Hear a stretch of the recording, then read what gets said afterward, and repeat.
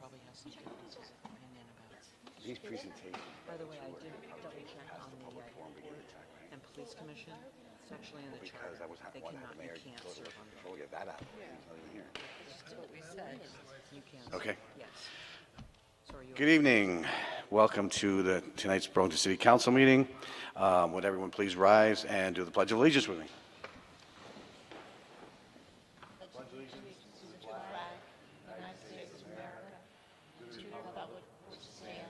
One nation, under God, indivisible, with liberty and justice for all. Thank you. First item on our agenda is the agenda. Councilor Nodell. President Wright, I move to amend the agenda as follows, and it's a very long motion. To first note a date change for consent agenda item 4.12, a special event outdoor entertainment permit, commandeer block party along College Street, Saturday, September 29th, 2018, per organizer Sarah Beal. 4.19 is staying on consent. So I move on to 4.20. Consent item, a communication from Cindy White is getting removed. Move to remove that from the consent agenda. This is the communication about the Old North End Community Center subleases. Note an updated page 3 for consent agenda item 4.25. A communication from Marie Friedman, CPA, and Jean Richards, Director of Aviation, regarding Burlington International Airport budget agreement for fiscal year 2018, per Nick Longo. Note Code Enforcement Director Ward's communication for consent agenda item 4.28, Ordinance, Housing, Fees, Code Enforcement Office, Board of Finance. Note revised version for consent agenda item 4.31, Resolution, Reorganization, Update to Staffing Structure of Parks and Recreation Department, Board of Finance per City Attorney's Office per Councilor Busher. Add the checklist and final memo to consent agenda item 4.32, a resolution authorization for reimbursement from public improvement bonds for cities downtown TIF district, Board of Finance per DFO Goodwin. Add the checklist and final memo to consent agenda item 4.33, the resolution authorizing reimbursement from public improvement bonds for the city's waterfront TIF district. Ditto. Note written materials for consent agenda item 4.34, a resolution authorization to execute quitclaim deed for 97 Curtis Avenue, Councilor Wright, per City Attorney's Office. Note written materials for agenda item 5.03, resolution annual appropriation and budget for fiscal year beginning July 1, 2018, Mayor Weinberger and Board of Finance. Note updated version of agenda item 5.04, resolution annual tax assessments on the property ground list of the city for fiscal year beginning July 1, 2018, Mayor and Board of Finance. Note written material for agenda item 5.05, resolution authorization for public improvement bonds for fiscal year 2019, Mayor and Board of Finance. Note written material for agenda item 5.06, resolution approving the issuance of grant anticipation notes for the costs of certain airport improvement projects for fiscal 19, Mayor and Board of Finance. Removed from the agenda item 5.07, resolution authorization for renewal of revenue anticipation notes for BED, Mayor and Board of Finance per CAO Anderson per City Attorney Blackwood. Note Mayor Weinberger as an additional co-sponsor, title change and written material for agenda item 5.08, resolution investment of unassigned fund balance to improve city services and drive operational efficiencies. Mayor Weinberger and Board of Finance per CAO Anderson per City Attorney Blackwood. And that is the end of that motion to amend, President Wright. And after a second, I have a remark. Thank you, Councilor Nodell. Seconded by Councilor Busher. Councilor Nodell. I would just note that that was a very long motion to amend, much of it was necessitated by things happening late.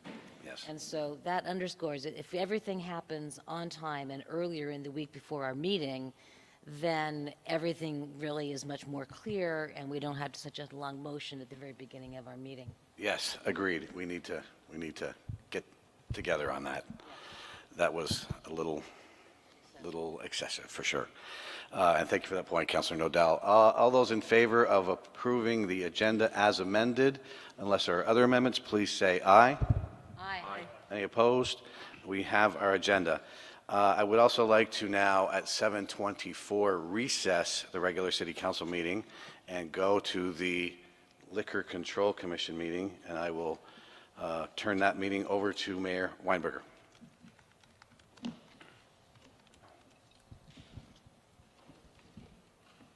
Liquor Control Commission. Thank you, President Wright.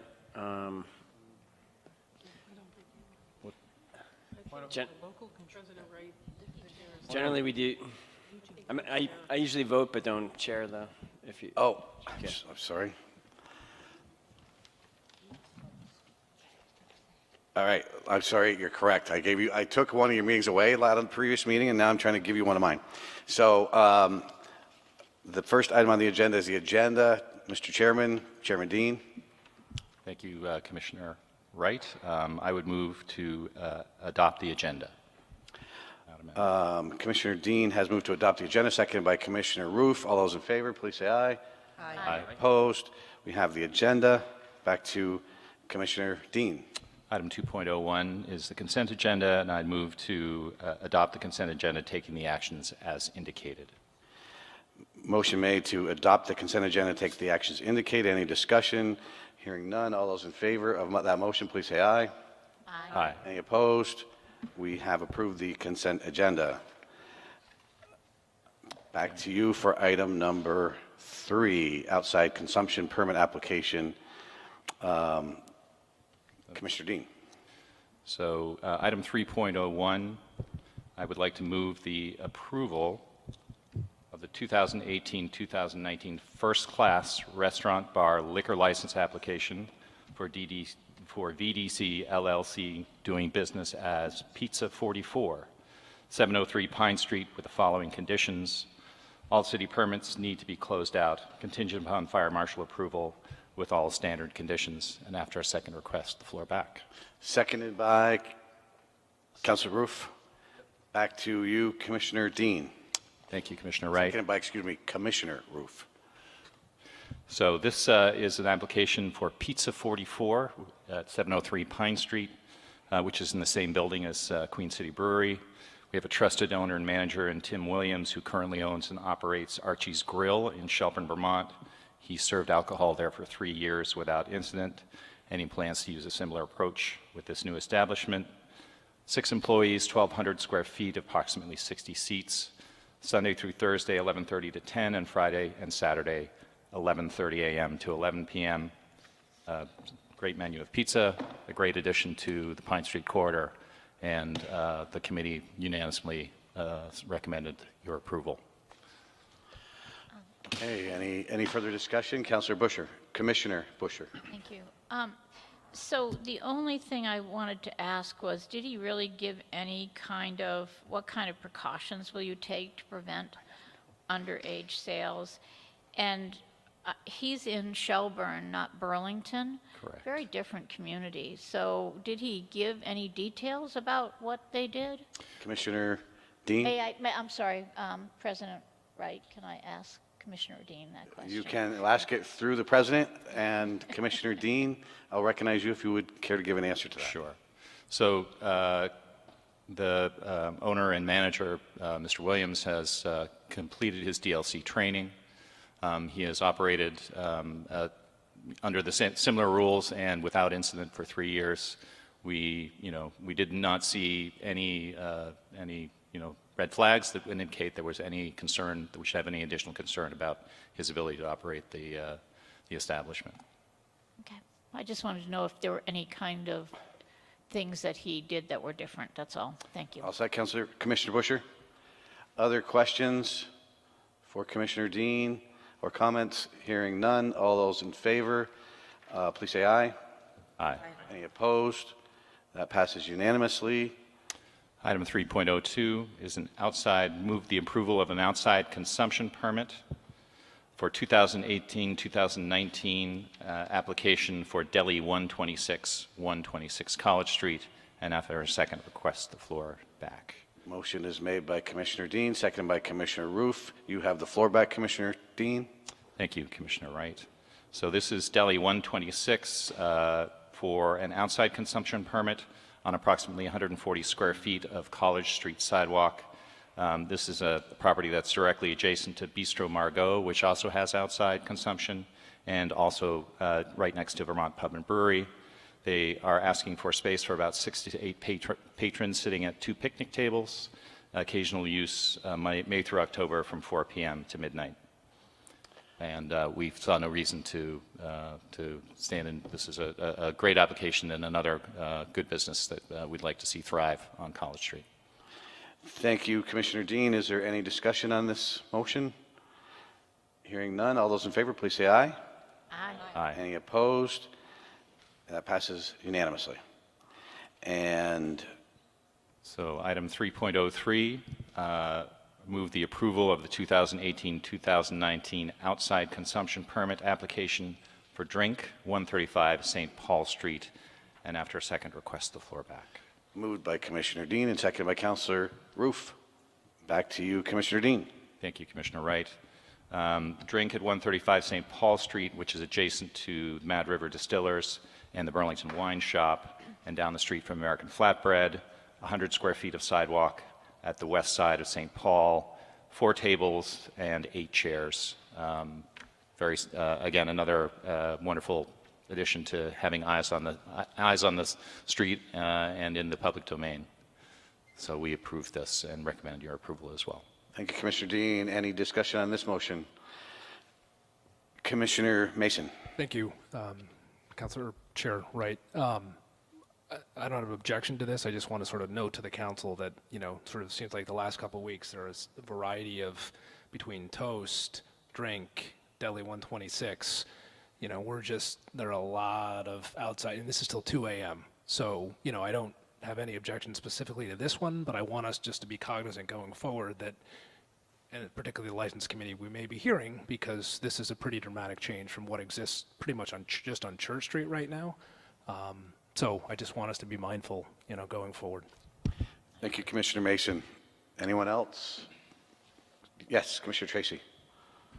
This was something that did come up as a concern within the context of the committee, especially they had requested seats above and beyond the 8 seats, and so we brought that down to the 8-seat requirement and specified that. So it is something that we're tracking and we'll continue to do so. But just want you to know that we did bring down from the original request. Thank you for that clarification, Commissioner Tracy. Any other comments from the commission? Hearing none, all those in favor, please say aye. Aye. Any opposed? That passes unanimously. And item number 4 is adjournment. Make a motion to adjourn. Moved by Commissioner Dean, seconded by Commissioner Roof. Any discussion? All those in favor of adjournment, please say aye. Aye. Any opposed? Adjournment passes unanimously. Thank you very much. And we will move back now, reconvene the regular meeting of the City Council at 7:32. We will move past, we have 2 presentations coming up, but we will move past those and come back to those because we have the item number 3, time certain public forum. So I will open the public forum. We have just 3 people signed up so far. If anyone else is interested in speaking to the City Council, there are sheets over here in the corner. Please sign and bring them over here to the corner to the City Clerk's office, and they'll bring them up to me. You have 3 minutes to speak, and you have the light system in front of you. The first light tells you you're getting close, a minute, and the red light tells you you need to conclude your remarks. Joanne Hunt is up first. Come on down. Welcome. Hi, I'm usually here for a different reason. My name is Joanne Hunt. I live in Burlington. I've been a registered nurse for 40 years and a nurse practitioner for 15 years. Most of that has been at UVMMC. We are now in the midst of contract negotiations, and I just want to bring that to everybody's attention, and I also really want to ask you for your support. As a nurse in the hospital, I worked primarily on a surgical unit and a surgical intensive care unit. Now I work in family medicine and I'm a primary care provider. And I feel like most of the demands that we are making are incredibly reasonable and respectful. And we recently voted to authorize a strike vote. We really don't want it to get there. Having said that, I think we are all incredibly serious about what we feel we need to continue to deliver good care to this community. And mostly what I would ask each of you or all of you, if you don't know very much about it, most of you probably know a nurse. So I would ask you to talk to that person and get their perspective, because I think at least thus far, our experience as that management at UVMMC has not been very responsive. It's pretty clear that they have the money, because at least for the last couple of years, they've ended up with a surplus. I don't really know what you call it. And many of the top administrators are making lots of money and get lots of bonuses. I topped out at the top of my salary about 5 years ago.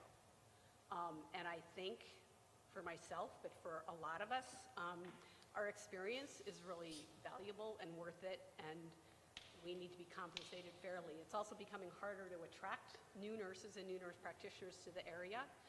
In terms of support staff, the turnover among them is incredible. I mean, even in my office in the past month, we've lost a whole bunch of people.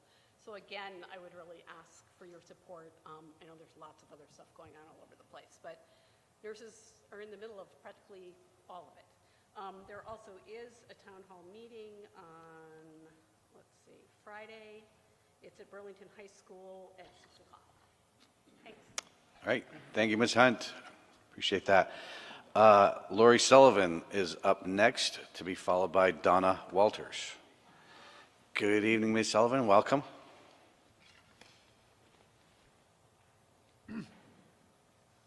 I'm Lori Sullivan, and I live in the New North End on Eastman Farm. Having a little bit of trouble hearing you, Ms. Sullivan. You pull the microphone right in. Okay, is that better? Anyway, I'm here on behalf of my dog, my 10-month-old toy poodle, Teddy Bear. And I took Teddy to the dog park on June 8th, and we were having a great time, and all of a sudden we saw this rather unusual animal walking in. And a friend of mine was there, and she says, I think I'm getting out of here, because that looks like a problem. And in fact, it was a wolf hybrid who took one look at my precious 9-pound Teddy and decided that he looked like a great meal. The wolf came over, picked Teddy up, and ran off with him behind a bench. He was going to have his dinner. The owner of the dog, wasn't around at the time, and then could not control her animal. He's a 1-year-old wolf, which is the time at which wolves reach sexual maturity, and he was acting like nature had told him he should do. That wolf does not belong in the dog park. I had to fight and tug of war with the wolf. I was trying to pull my dog's body out of his mouth. That was a no-go. I ended up kicking the dog. I had read an article that said if you kick an animal, if you're trying to break up a dog fight, kick the animal or stamp on their feet, and that will distract them enough. The animal, I kicked him, and he dropped Teddy for a minute, and I was able to get Teddy. But then the wolf lunged at us and grabbed onto one of Teddy's legs, at which point I then had to try to, pull that out of the wolf's mouth without tearing his leg off or dislocating his hip or breaking a bone. I ended up at the emergency room. Teddy ended up at the emergency vet. We did call the police. This woman is crazy. She's a very small, young, 22-something probably, and I think she thinks she's, pardon my French, but a badass because she owns a wolf.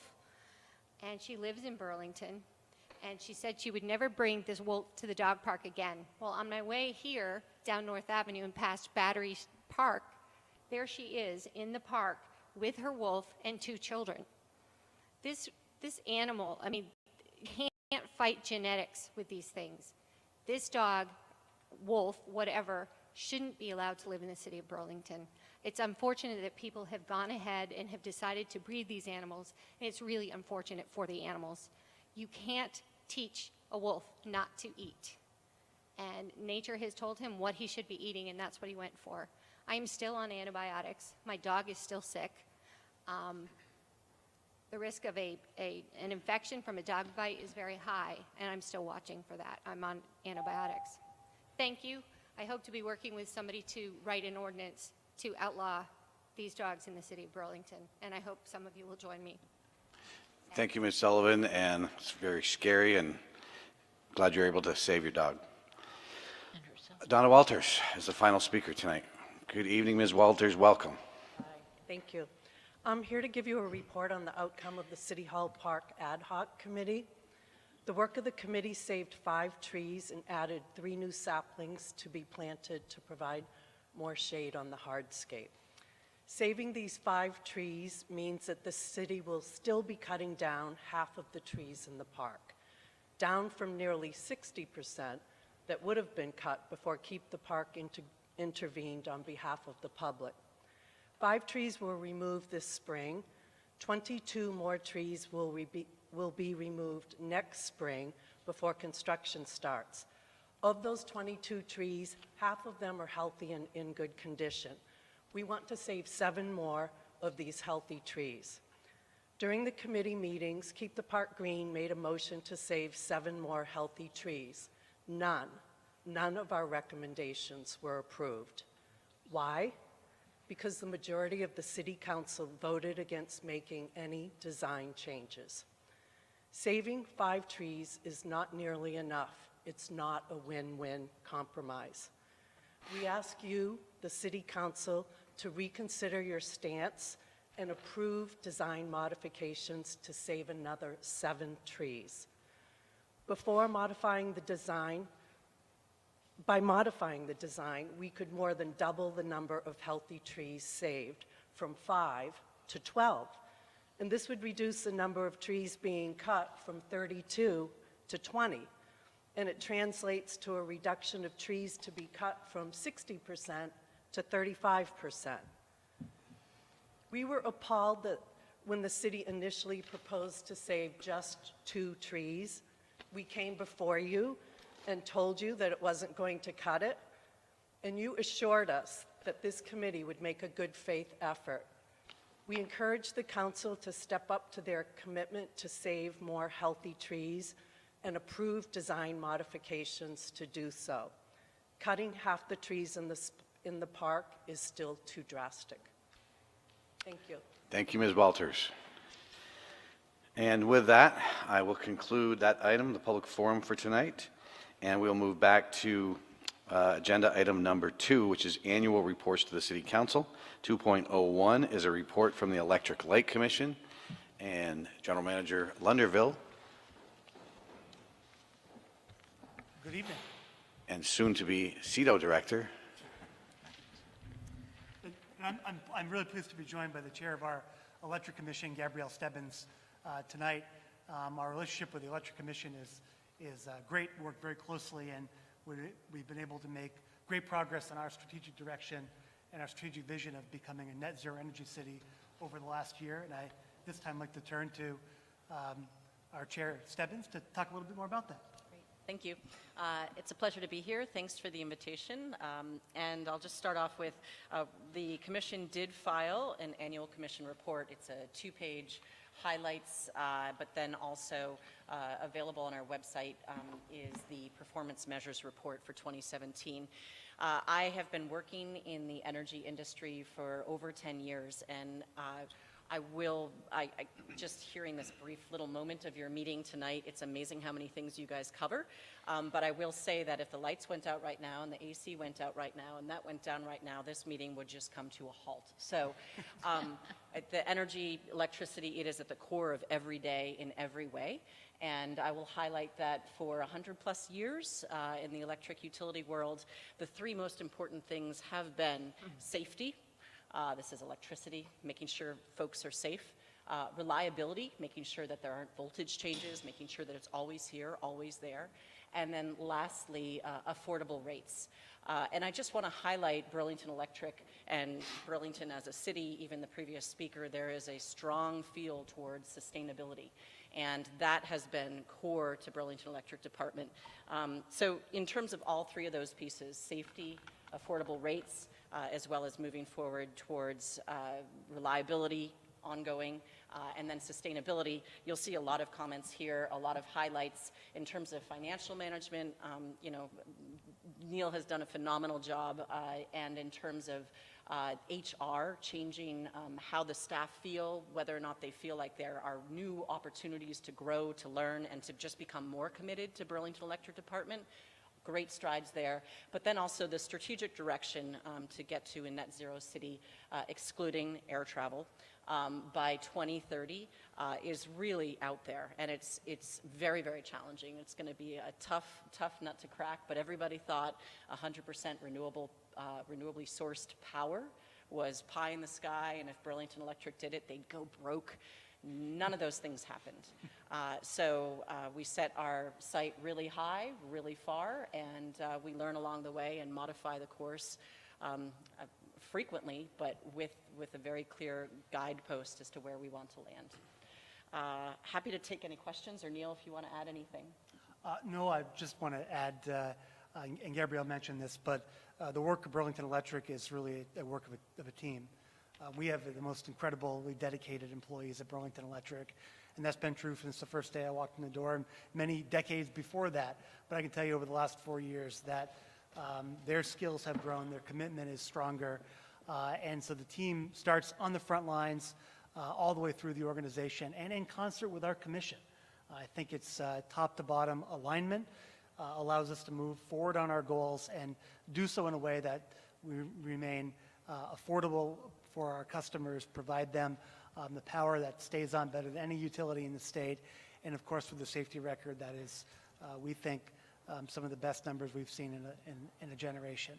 I won't make any other comments other than to say it's been a sincere honor and privilege to lead the organization over the last 4 years, and as exciting as it is to tackle another challenge in the city, it is hard to leave behind an organization as great as BED, but I know it, no matter where it goes, it'll be under the good and capable hands of the staff there, and with the great support of the council and the mayor, we'll be able to continue to march forward into the future. Thanks. I will just want to say one more thing. The commission is a tad chagrined to see Neil leave, but it's good to see him as an interim helping out in another place in the city. And again, just with the staff that's in place, Neil has really helped to position the organization to carry onward in a really robust, strong, visionary way. But we will miss you. Thanks. We will miss you, General Manager Lunderville, until we call you in for a CETO issue. Yes. We'll go to the council now for questions for Mr. Lunderville or Chairwoman Commissioner Stebbins. Councilor Pine. Thank you. I'd like to hear if the either General Manager or Commission Chair could tell us what the Commission sees as the next sort of innovation around, primarily around efficiency. I mean, I think that's the cheapest power is the power you don't have to actually pay for, and that's efficiency. So I'd like to hear what you're doing both for citizens as well as businesses and even for the city as a large consumer of electricity. So, Go ahead. We've talked about can I mention that?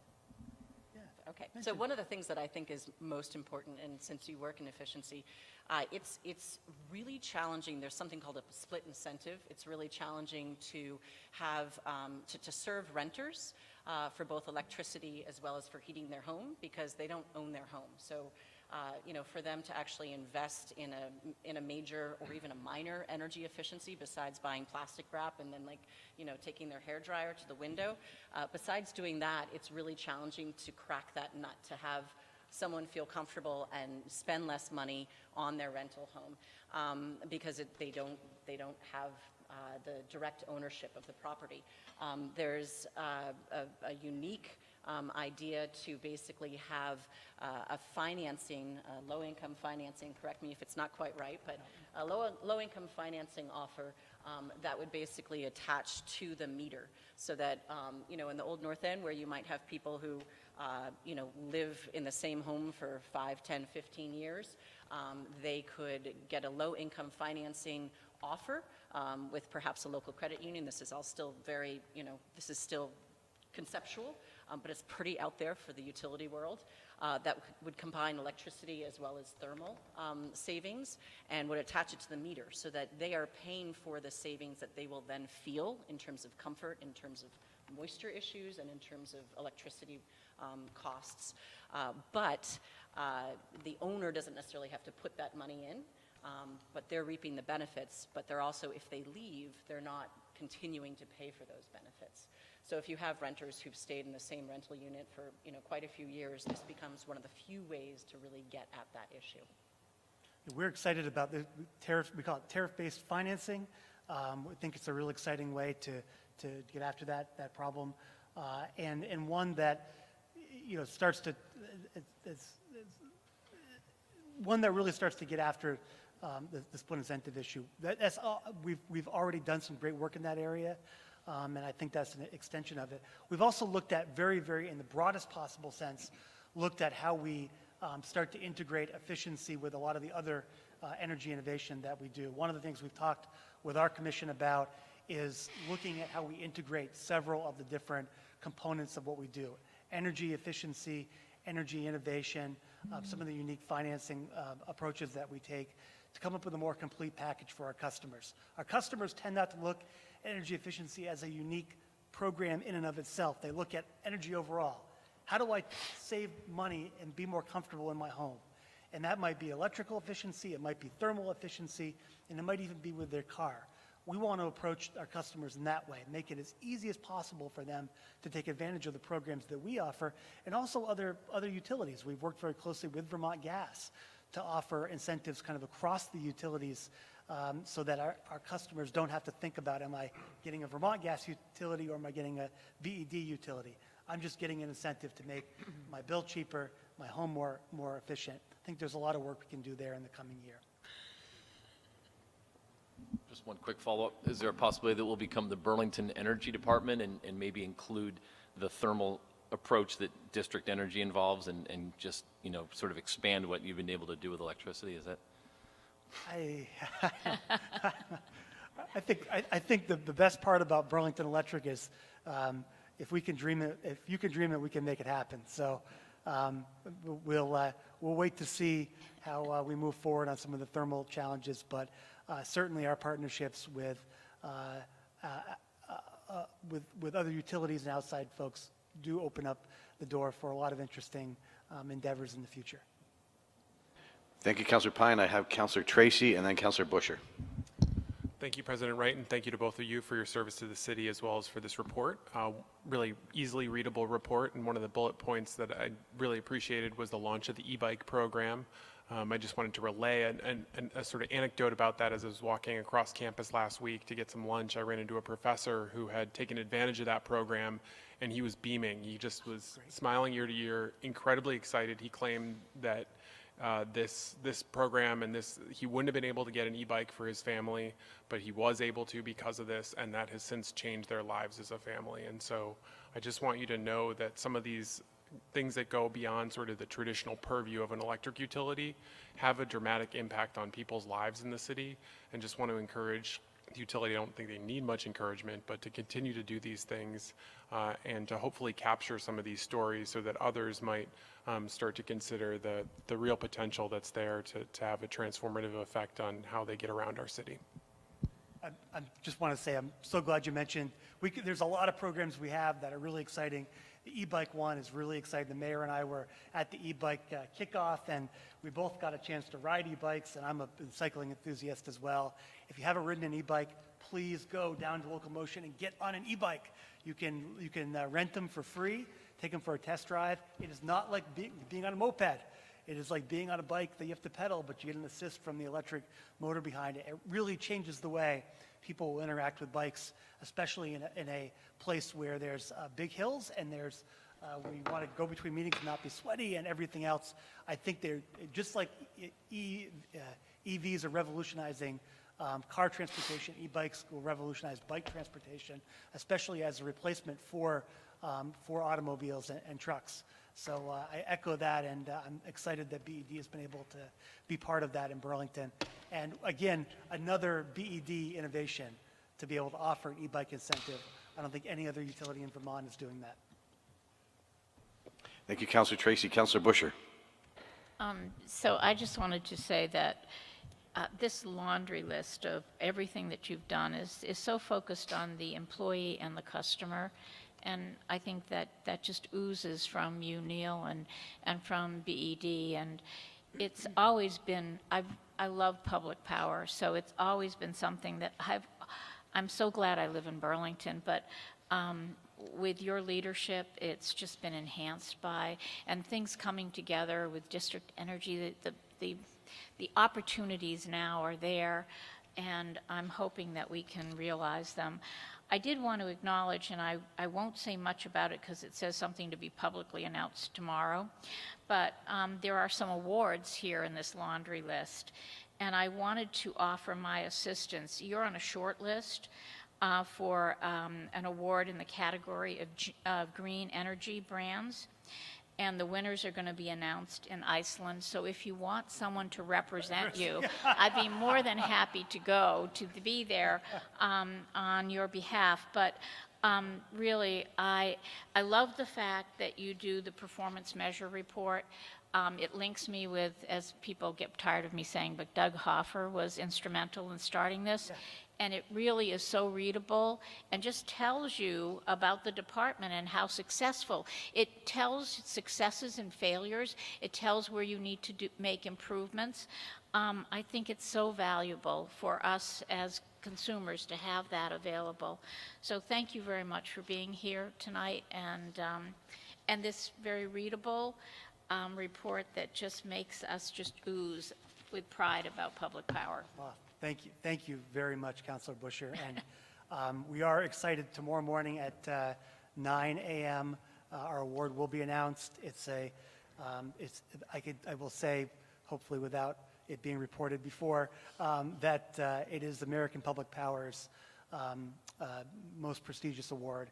We won it once before in 1979, and we're really honored to win it again in 2018. And if it is it's sort of the best picture for public power municipal utilities, and it's really due to the work that our employees have put in to build this list of achievements. And one of our key folks, Destiny Vital, is down in New Orleans to receive the award, and it'll be plastered on Facebook and Instagram and Twitter and everything else shortly after 9 a.m. tomorrow, and you can read more about it then. So congratulations. Thank you. Congratulations on that award, and you can talk with Councilor Busher later about representation. Councilor Jane. Thank you very much, President, and thank you, Linda, and for all your work. I mean, it is just that 20 years, your accomplishment has been just amazing. So I am new here, but what I witnessed first time is a visit that I did with your leadership. The climate, the employees, you know, they feel safe and they feel like they want to come back every single day. I think that's impressive, that's wonderful. And we hope you bring the same mindset to Burlington CEDO. Thank you. So I also think that it is important for people to understand that Burlington Electric Department may be the only city department that reaches all households in Burlington. Businesses, institutions, all of them, the only one. And through that, I see increasingly, every single time, you reaching out with, working with other organizations to reach people, maybe to advertise something. And I think all of those are initiatives. And also the rebates in making sure people are encouraged to go through, you know, cars that are electric. You know, it's all, I think the job in general is just wonderful. But there is one thing, one specific thing, and I think you talked about it in your report, that's still not clear to me. And that'd be great if you can bring some perspective. And it is specifically around the safety part of it. In this report, and also in all the Burlington plan, bike, BTV, all the plans, we are not talking about putting our utilities underground. And when we talk about safety, that is one major safety concern that many Burlingtonians who've been here since the 90s have. And it is also not responding to the aesthetic, the beauty of our environment. So I would like to you maybe to explain to us what is the plan around that? How long it's going to take? What is needed for all of us to see our utilities go underground for safety reasons? Thank you. Thank you, Councilor. I would say that, so safety is our #1 value at Burlington Electric, and we rank our values so that we always know which takes priority. And safety is our number one value. And when we look at across the range of activities that we do, and especially in managing our electric grid, we're looking at safety. And I do want to report that both our underground and overhead system is managed and operated and constructed for safety, with safety in mind. We would generally not make a move from overhead system, which is the utility poles with the conductors between them, to move to a underground system for safety reasons alone. That is not generally an overriding concern. There may be specific instances when that is the case, but broadly speaking, it is not the case. We do look at underground utilities when we have an opportunity to, especially as we thinking about projects coming here in the downtown, for opportunities like Great Streets and other places where we can move our utilities underground for aesthetic reasons. And there's a slight reliability gain when we do that as well. Generally, our reliability scores are so good, we don't have a lot of outages on even our overhead system. So moving them but moving away from the policy, moving toward a fully underground system would be challenging from a cost perspective, and it would require some other decisions that we may not want to undertake if we went in that direction. So. Thank you for the great, wonderful answer. I think it's great. But me, what I'm trying to look for is basically a plan. Let's say a 50-year plan. Is that possible to have? In 50 years, we will be able to put the utilities underground. And also, how much it's going to cost. Basically, a report in that line. So I would have to get back to you with an answer on how much it would cost. I think it is certainly, if you look at a long enough time horizon, it is achievable, but there would be trade-offs over that period, and we'd want to understand those trade-offs before we endeavor to do that. But I think a first place, and where I'd certainly be happy to get back to, would be what the cost trade-off would be, and understanding that.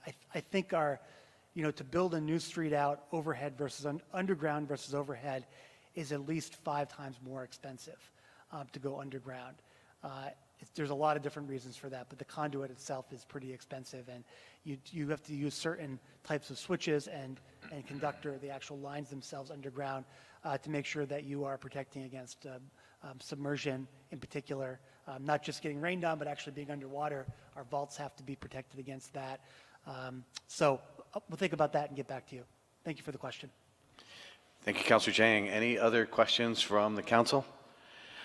Seeing none, thank you very much, Mr. Lundeville and Commissioner Stebbins, for that report and the great work at BED. Thank you. That concludes that item. We'll move to the item 2.02, which is the annual report from the Parks and Recreation Commission. We have the chair, Commissioner Kaplan, here, and Commissioner Hurley. Welcome, as well as the Director White. Thank you for inviting us to speak once again tonight. I have just a couple remarks, and then actually Commissioner Hurley wrote this report, which you have, so I was going to let her speak to the report. The only 2 things I would like to say is that it has been a fantastic year. We're so pleased to have our new director here. It was an excellent search. She's been on board since September? End of September. Nancy, can you pull the mic in a little Yep, closer, sorry. please? And is settling in terrifically.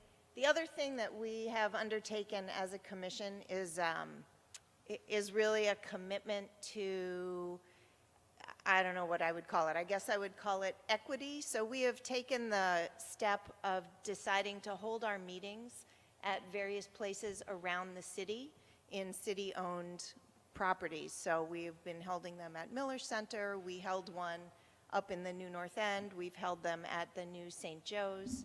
We're going to keep doing them at Pine Street. we'd like to make sure that people all around the city are able to come to the meetings, and one of those is that we are more mobile than many of the people who would like to come. And so we are really making a commitment to sort of move our meetings around so that more and different group of people could show up for meetings and public forum. And with that, I will let Commissioner Hurley either read or talk about the highlights. I will not read this, don't worry. But I will talk about the highlights. Hello, everyone. And Commissioner Hurley, I apologize, but can you pull the microphone in close also? Even closer. Hello. Does that work for you? Okay. We narrowed down the numerous highlights of parks to about 6 items. One of the most exciting to me is the core program at the now Old North End Community Center, the old St. Joe's. And that, I think that's a wonderful program because it brings in, there are so many community partnerships with that program. We have staff there. We've been able to bring in the Champlain Senior Center, and we also lease space to the Very Merry Theater, the Vermont Hindu Temple, and the Family Room. So it's just a really great partnership that came together, and we are very proud of it. Of course, the addition of Cindy and our new arborist, BJ, is also a great highlight of the year. I was also pleased to be a part of the process and excited that we were able to bring Cindy in this year. Of course, it's been in the news, you guys have been on it, but the Burlington Greenway is another proud accomplishment of the Parks Commission, and I hope you all have been out there as much as I have this summer. It's been just wonderful, and I'll leave it at that because you all have seen it, I hope. The department continues to improve our energy efficiencies. There have been numerous court improvements and a new software system, which has been, I think, very well received for families booking recreation programs on the website. So that has been a really positive experience for families that I've heard from. Great. I just wanted to make a quick note on that software. One of our, Melissa Kate sent a report out that we had doubled the amount of money that we received since Civic Rec, which is the new software system, went live compared to this time last year. So we're thinking that it just is easier for people to rent online.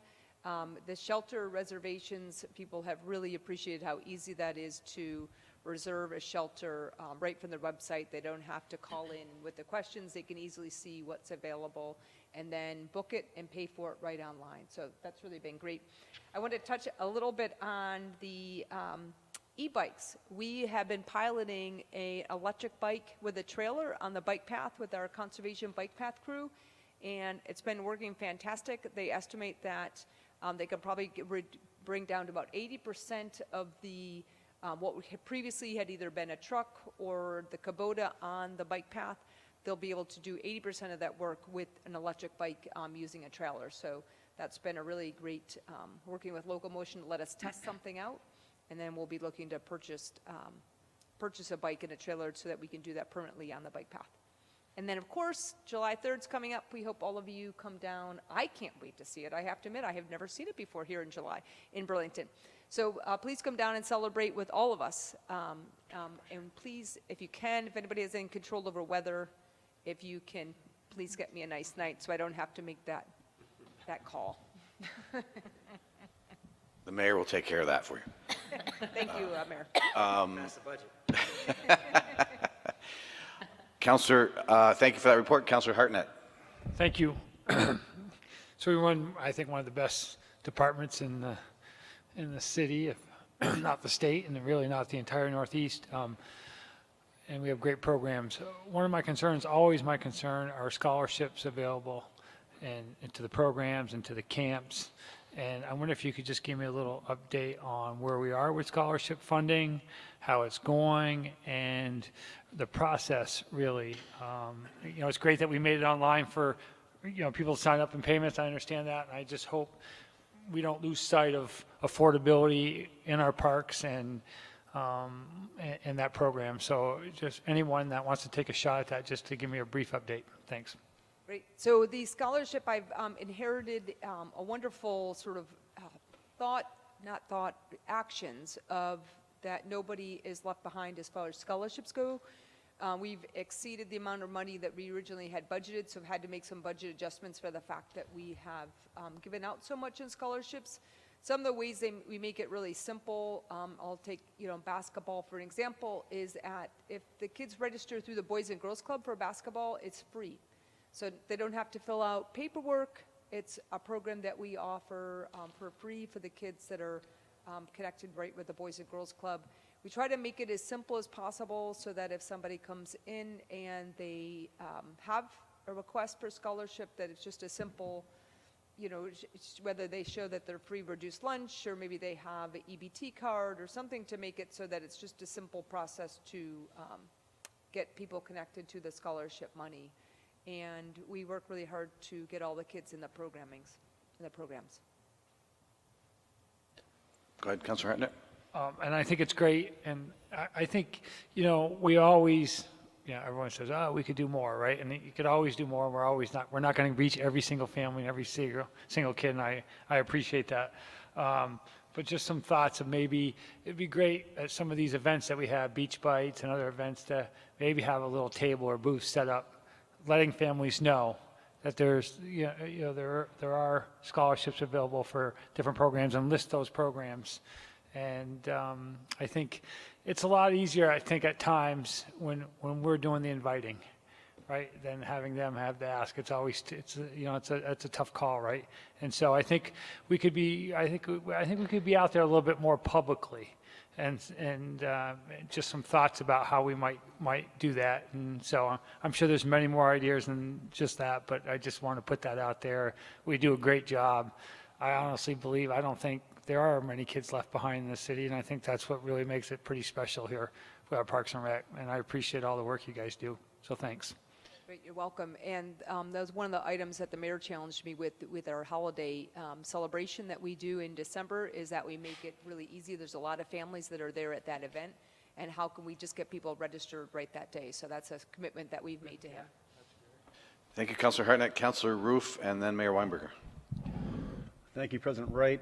Thank you for the report. I enjoyed the read. I actually have a question related to Board of Finance. You had mentioned the meeting that we had prior before this. You had mentioned that the revenue from our campsite has already exceeded what we expected for the year. What is going on at our campsite? We have an amazing campground manager. From what I understand, I believe it's over the past 5 years since Alec came on board, that the campground has doubled the revenues than they had brought in before. He takes it very much as a business, what they're doing there, and all online registration. So I think when people come, they have a really positive experience, and then they want to come back. It's a pretty unique environment. I will say it's a tired campground. I stayed in it for 2 weeks. I had the opportunity to stay there for 2 weeks prior to purchasing a home in the city, and everything was incredibly clean. So it was clean, well taken care of, but it's tired. It's a tired site. There's been no drastic improvements to it since the 50s. So that's something that we're looking at, is how do we make an investment in that campground to really kind of bring it up to current standards. The last time that any changes were made to it was the land of Airstream trailers. Trailers have gotten significantly larger in size. Fewer people are camping. And if you get a chance to go down there, I encourage you to check out our first of many to come lean-tos that was built by the Youth Build program. And they just finished that up, and we're looking to do kind of a fun launch with the lean-to to maybe someone might be able a chance to win for the 100th celebration weekend. They could win a stay in the lean-to. So that's pretty exciting. So come down to North Beach and check out our new lean-to. Thank you, Councilor Roof. Mr. Mayor. Thanks, President Wright. I just wanted to quickly say, in response to Councilor Hartnett's question about scholarships, just a note. I think the council may be of interest.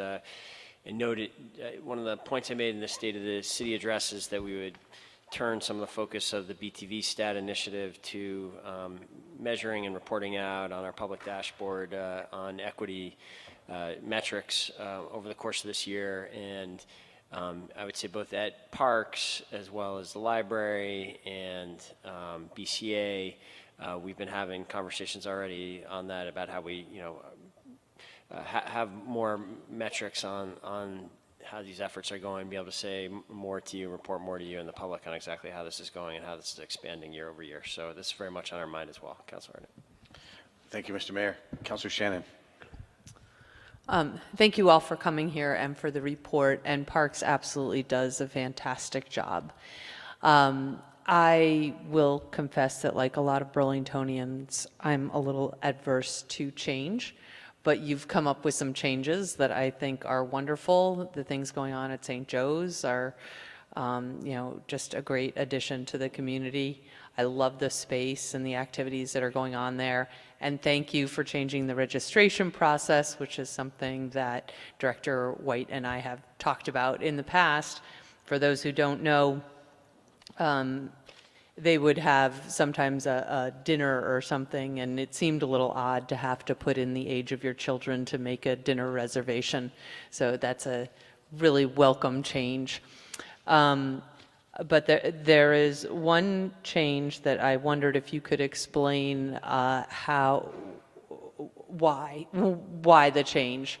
And that is the Burlington Greenway, which I have known as the bike path in the past, and I wondered where that came from and why.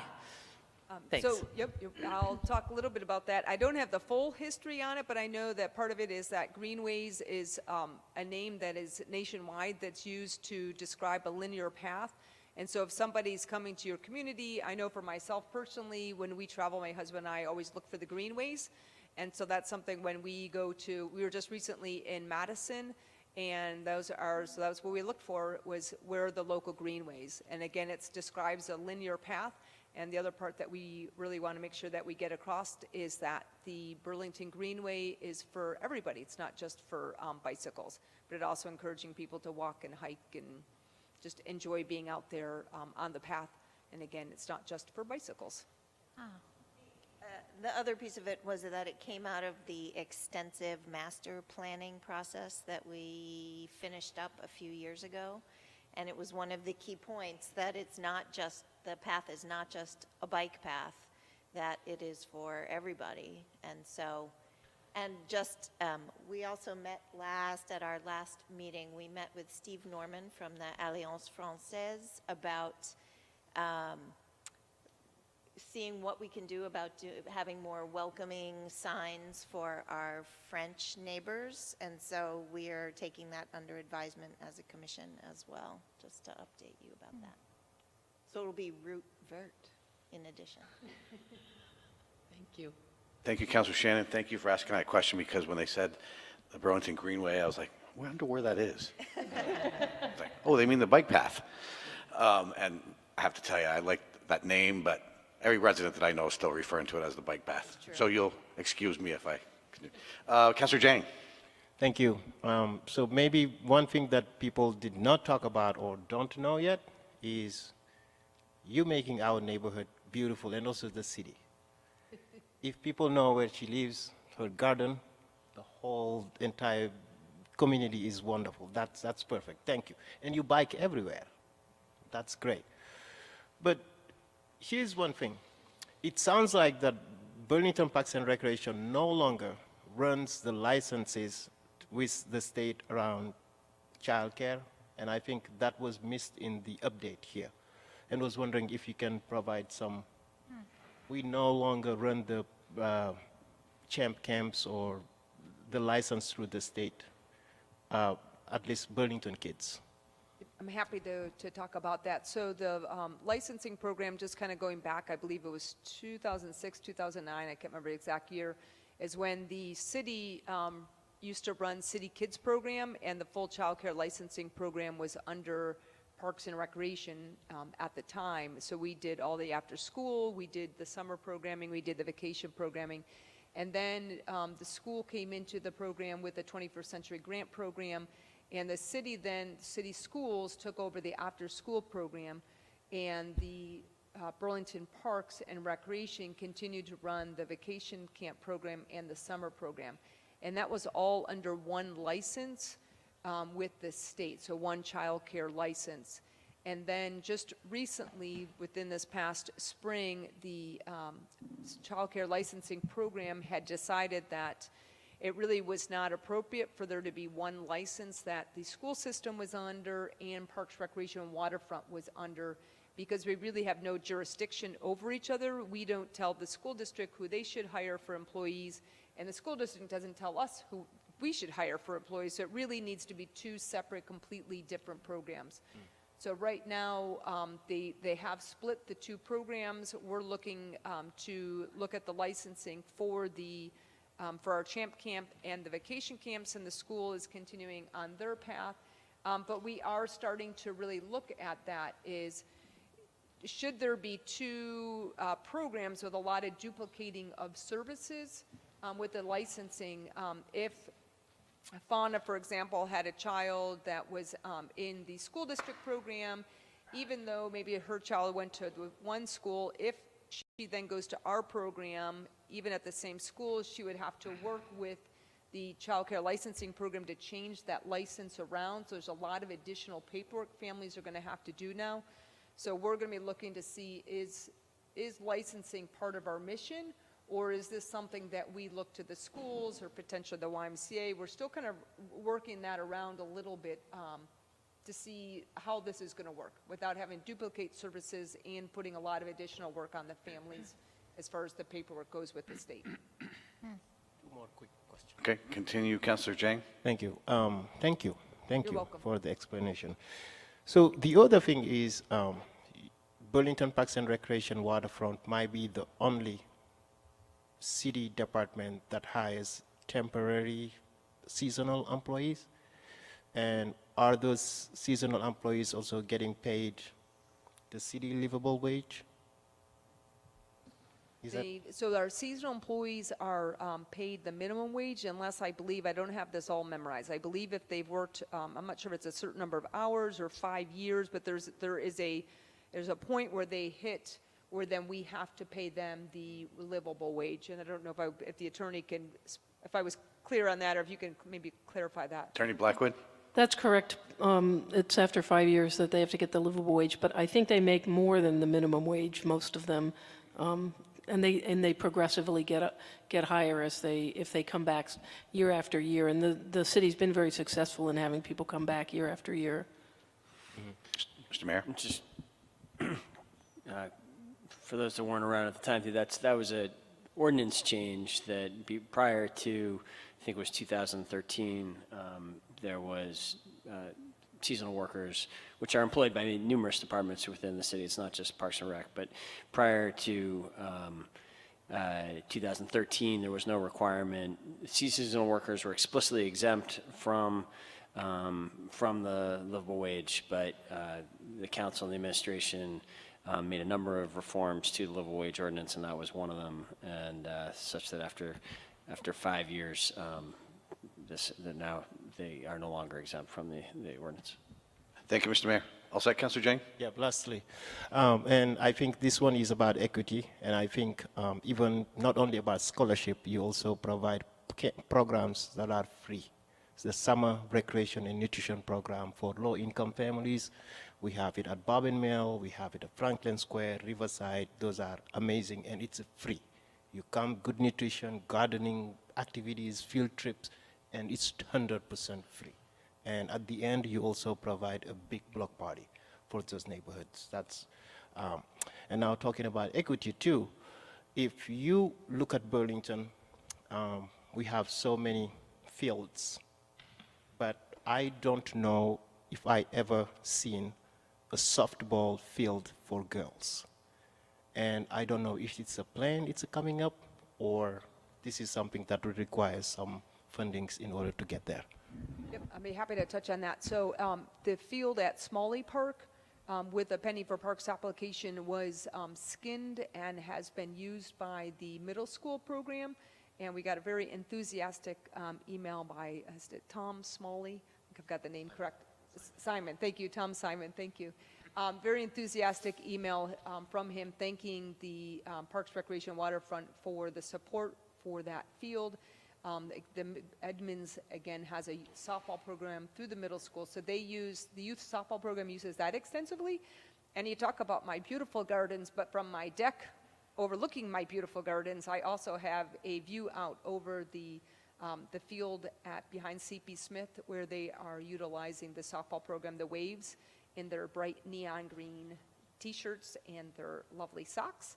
And they are, I believe, have already submitted. If they have not submitted, will be submitting another Penny for Parks application to skin that field there, the Niquette field, and to have another softball field for the girls. So I think there's some nice equitable use of the field spaces. Just explain for those who aren't Well, initiated. Councilor. She said skin. Okay, Councilor Pine, did you want to be recognized? Okay, thank you. Thank you, Councilor Jang. Councilor Nodell. Yes, just very briefly, I just wanted to let everyone know that Director White was a big hit at the Ward 2-3 NPA.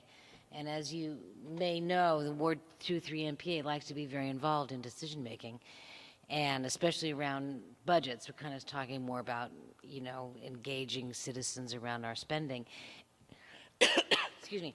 And Director White offered that she would come back to a future meeting and talk about emerging needs in the parks area where we could make investments using the Penny for Parks program, and that was extremely well received, and look forward to doing that. I think that's possibly a great model to use in other parts of the city's operations as well. So thank you very much. You're very welcome. And it goes back to that concept of rather than waiting for people to come to us, is there a way for us to go to them? I was pretty inspired by the MPA. There was a lot of the wards 2 and 3. There was a variety of ages that were there, demographics, and so it just made me think a little bit about our Penny for Parks. We wait for applications to come to us, but what if we went to the MPAs? There was a young adults that were there and who were very engaged in wanting to encourage more people to come to the meetings, and so I looked at them and that sense of if you go out and get people to come, then we can come to that meeting, and if people have ideas for Penny for Parks, there seems like there's no reason we couldn't take those ideas and vet them a bit at the meeting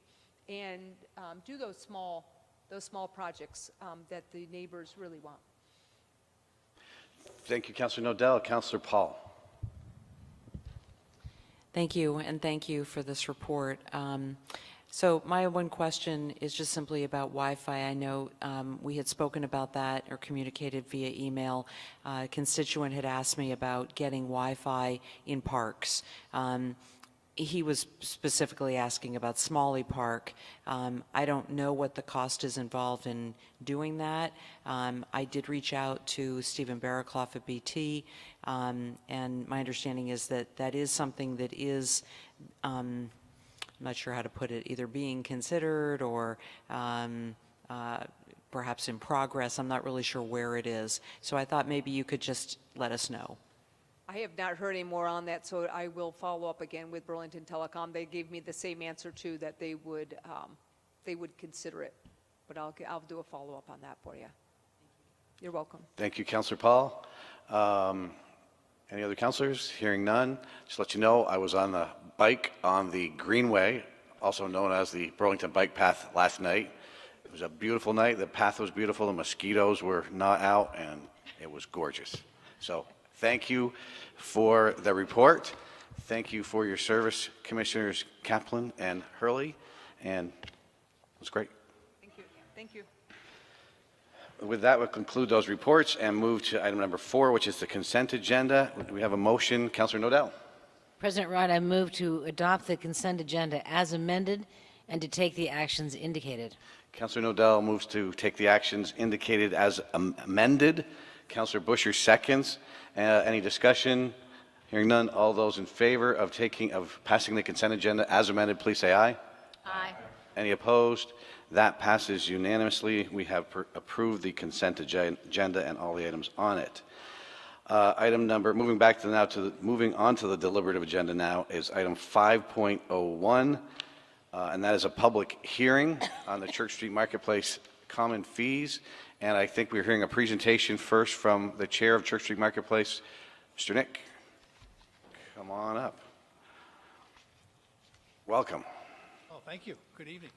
I'm here because Ron Redmond, our executive director, is speaking at an International Downtown Association event in New York, so I'm pinch hitting tonight. The commission has met. We had a public hearing last month. The mayor attended. We approved a level funded budget for the past 3 years, so this will be the third year without a fee increase. We've done that for a number of reasons. We're finding that our fee payers, or the retailers and restaurants, have a very high operating expense relative to other shopping districts in the county.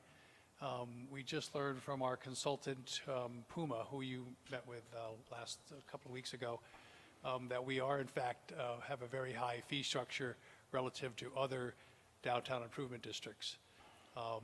And also we're hearing from our retailers especially, although you never know it walking the street at night with the great restaurant scene out there, but the retailers especially are feeling the effects of the deconstruction of the mall, the loss of the parking spaces and the loss of the other retailers that were in the mall that were driving some retail traffic downtown. So we're cognizant of all of those issues, and with our great staff of 2 in the office and 4 on the street, a very dedicated, hardworking staff, we're able to pull this off without a fee increase. So happy to answer any questions you have. Okay, any questions for Mr. Nick before we go to the public hearing? Hearing none, thank you very much, and we will open the public hearing on the Church Street Marketplace common fees. Anyone who would like to speak to us in the public forum this evening? Hearing none, we will close the public forum and move to item 5.02, which is the resolution. Councilor Roof. Thank you, President Wright. I will move 502, and after a second, ask for the floor back for a brief comment. Moved by Councilor Roof, seconded by Councilor Dean. Councilor Roof, you have the floor back. Thank you, President Wright. Thank you, Jeff, for coming in and giving that presentation. Just a little bit more context for members of the council and the public. As Jeff had indicated, no increase this year. Last time it was increased was in fiscal year 16, which was 284. It's been up to 287. That's where it will remain. 30 businesses pay this fee on Church Street. This year, as in last, it will raise a little over $690, close to $700,000, which is approximately 70% of the operating budget. So this is a significant portion of the budget that our 30 or so businesses are paying on Church Street to get that operation moving every year. So without any questions, I look forward to a vote and moving this on. All right, thank you, Councilor Roof. Any discussion by the council? Hearing none. Well, Councilor Jang. So it's more like a question, and correct me if I am wrong here. And it sounded like that we moved. There was a resolution earlier to move this into a committee, and the committee will report back to the council. Is that? No, we are actually voting. The council is voting now. The Church Street Marketplace has voted unanimously on this. It now comes to us. We had the public hearing. It's been closed, and we vote now on the actual common area fees, which is to not increase that. Councilor Busher. Point of information.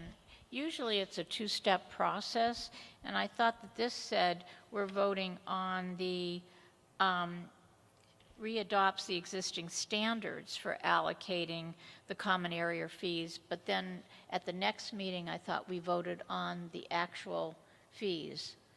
It always has been a 2-step process, so I guess I'm President Wright, I'm looking for It was all right, thank you, Councilor Busher. It was my understanding that we were voting on the fees. Was that your understanding, Mr. Nick? That is my understanding. And can someone shed any light on that? I mean, that was the expected procedure that I had seen and expected tonight. Attorney Blackwood. Thank you. I believe this is how it was done last year. I did not go back farther than last year to look at how it's been done in the past. So, Councilor Busher. yeah, what the resolution says, the commission recommends the city council continue to approve the methods and standards And so the public hearing is for, obviously you're not raising the fee, but for anyone to come forward and voice objection or whatever to the fees that are being proposed. And it was always a two-step process. I'm positive of this. So I just wanted to point that out. That's all. I think, well, if I may. Go ahead.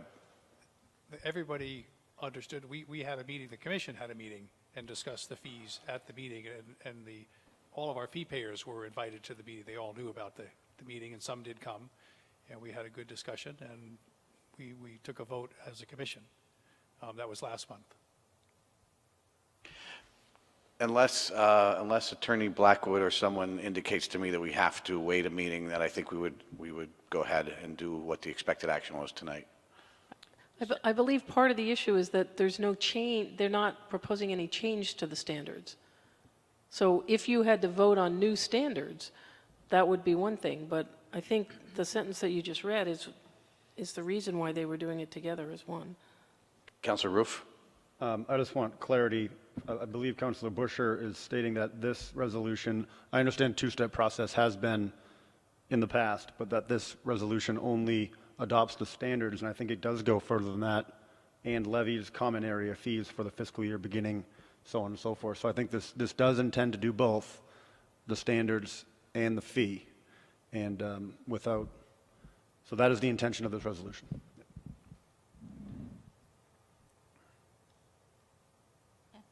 Unless there is some objection by the council, we will vote on the common fees. Is there anyone else who wishes to speak on this? Again, having heard from the city attorney that this is what we did last year and that this is okay to do this, since we are not having any increase in the fees, we will vote. All those in favor of the passing of the resolution, please say aye. Aye. Any opposed? No. Councilor Busher votes no, so the clerk's office has recorded one no vote. Councilor Busher. All right. Thank you very much, Mr. Nick. Appreciate that. With that, we will move into the budget. And that is, we start with item number 5.03. I will recognize Councilor Paul, and I don't know whether there's any consideration to combining any of these. I suppose we could combine 03 and 04 possibly, but you can do it either way. Whatever, we certainly could combine 05 and 06 if you wanted to. Those are both bonding. If you want to invite 3 and 4, I can do those too, whatever you'd like. Let's move those together then, Okay. 5.03 and 5.04. All right, so I will move resolutions 5.03 and 5.04, the annual appropriation for budget for fiscal year beginning July 1, 2018, and the resolution 5.04, the annual tax assessment on the property grand list for the city for the fiscal year beginning July 1, 2018. And waive the reading, ask for a second, and the floor back after a second. Thank you, Councilor Paul. Seconded by Councilor Nodell. Thank you, Councilor Nodell. Councilor Paul, you have the floor back. Thank you, President Wright, and thank you, Councilor Nodell, for the second. So I think arguably, even though there are very few people here with us this evening, which I hope is a sign of the fact that the community thinks that we're managing our tax dollars well, perhaps the most important function that we have all year is the approval of the mayor's recommended budget. My remarks about the budget this evening are mostly intended for our viewing public. We have, as councilors, have had a lot of time to work and look at the budget and ask lots of questions. My remarks, as I say, are mostly for the viewing public.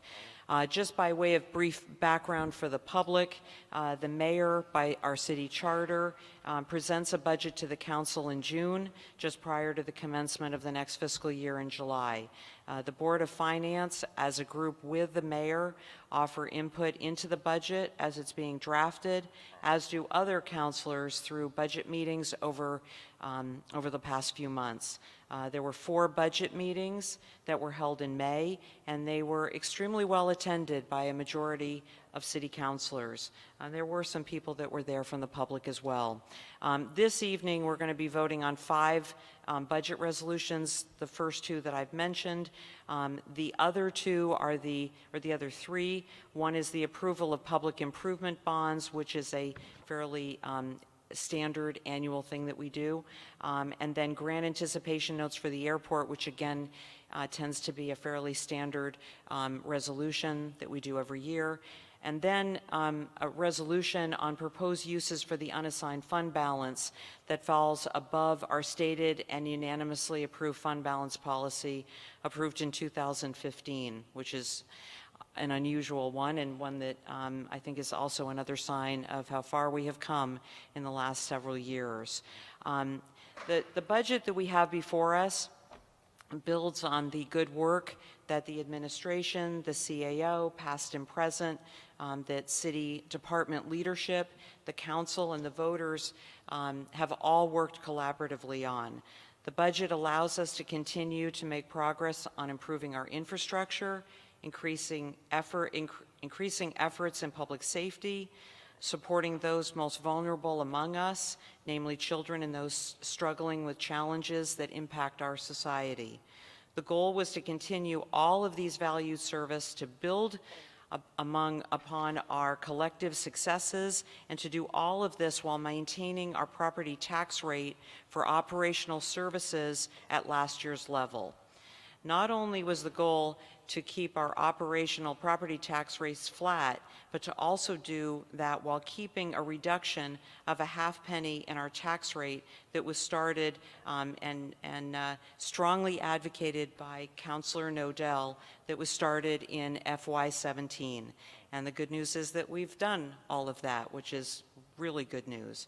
On top of providing a high level of service, and doing all of these things and keeping taxes unchanged, it's important to note that all of that would really be for naught if we weren't at the same time improving our strong financial position and our credit rating. Just a few months ago in FY18, in November of last year, we saw the 4th upgrade to our credit rating in 3 years.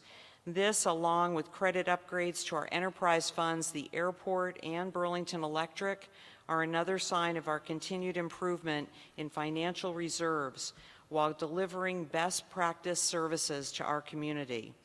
As was the case in last year's budget, there are a number of things in this budget, too many for us to go into this evening. I'll just highlight a couple of them. The budget for this year includes increased investment in public safety, growing our police force from 100 sworn officers in FY17 to 105 this year. And that is being done with grant funding, not with general fund financing. Funding for a number of items to do with our fire personnel, including fire dispatch and paramedic capabilities. It also includes $500,000, the same as last year, for the Early Learning Initiative. For those who are on the CD&R committee and for a number of counselors who have attended our meetings, this has been an initiative that it took us a little bit of time. It was a new program in FY18, and it did take us a little bit of time to find a process for granting funds. And we're working through that. The good news is that we were able to work through that for FY18, and now the future is brighter for us in FY19. We still need to be vigilant to ensure that these funds are truly helping the people that we want them to help. The budget also includes $175,000 for the Housing Trust Fund, just like last year. We're continuing our commitment to the low barrier warming shelter. And I think another thing that we are all aware of is that our senior centers have, in our community, are experiencing reduced funding from other funders this year. The Board of Finance was united in its advocacy, led, as always, by President Wright, who has always been at the forefront of advocating for these centers, along with the mayor, in wanting to assure that these centers would continue to serve our community as they have been. The budget will allow us to replace some of this lost funding. There's a number of other things about the bike path and tripling our investment in our city sidewalks.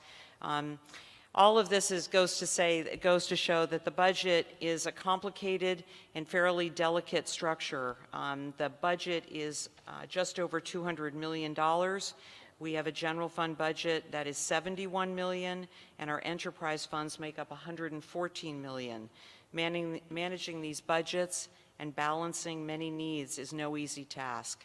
For the fourth year in a row, in conclusion, I'd just like to say that we have a budget that embodies our former CAO's watchwords of being fair, factual, and forward. The budget is a good budget. It's fair in its presentation by department. It's collaborative by department. It's factual. It's forward-thinking, planning for tomorrow with contingencies and conservative assumptions by our CAO, and building on our past successes and providing needed services for today. As far as the tax rate is for next year is going to be 83.44 cents per hundred of assessed value on a property. Last year's rate was 77 cents, and I know that probably gives rise to the question of if it was 77 cents last year and it's 83 cents this year, and we said that we're keeping the rate flat, why has the rate gone up? The answer to that is that there's only so many costs that we can control. The administration in its budget has kept operational costs within the general fund unchanged. The remainder of the increase, two-thirds of it is due to debt service on voter-approved infrastructure improvements. The rest of it is due to the retirement tax, a couple of differences that happened this year and have increased that retirement tax. The rest of it is it's fairly straightforward and very standard in terms of where all the other money goes to. There's a ½ cent for the Greenway Bike Path Maintenance and Improvement Fund, a ½ cent for open land conservation, money for Penny for Parks, and a ½ cent even to go to purchase books. In short, I think what we're doing is funding our obligations for the present and providing for our future needs. I hope that these two resolutions will be unanimously approved, and I thank you for your patience in listening to me. Thank you. Thank you, Councilor Powell. ½ cent for the waterfront bike path. Thank you. Go to Councilor Notel. Thank you, President Wright.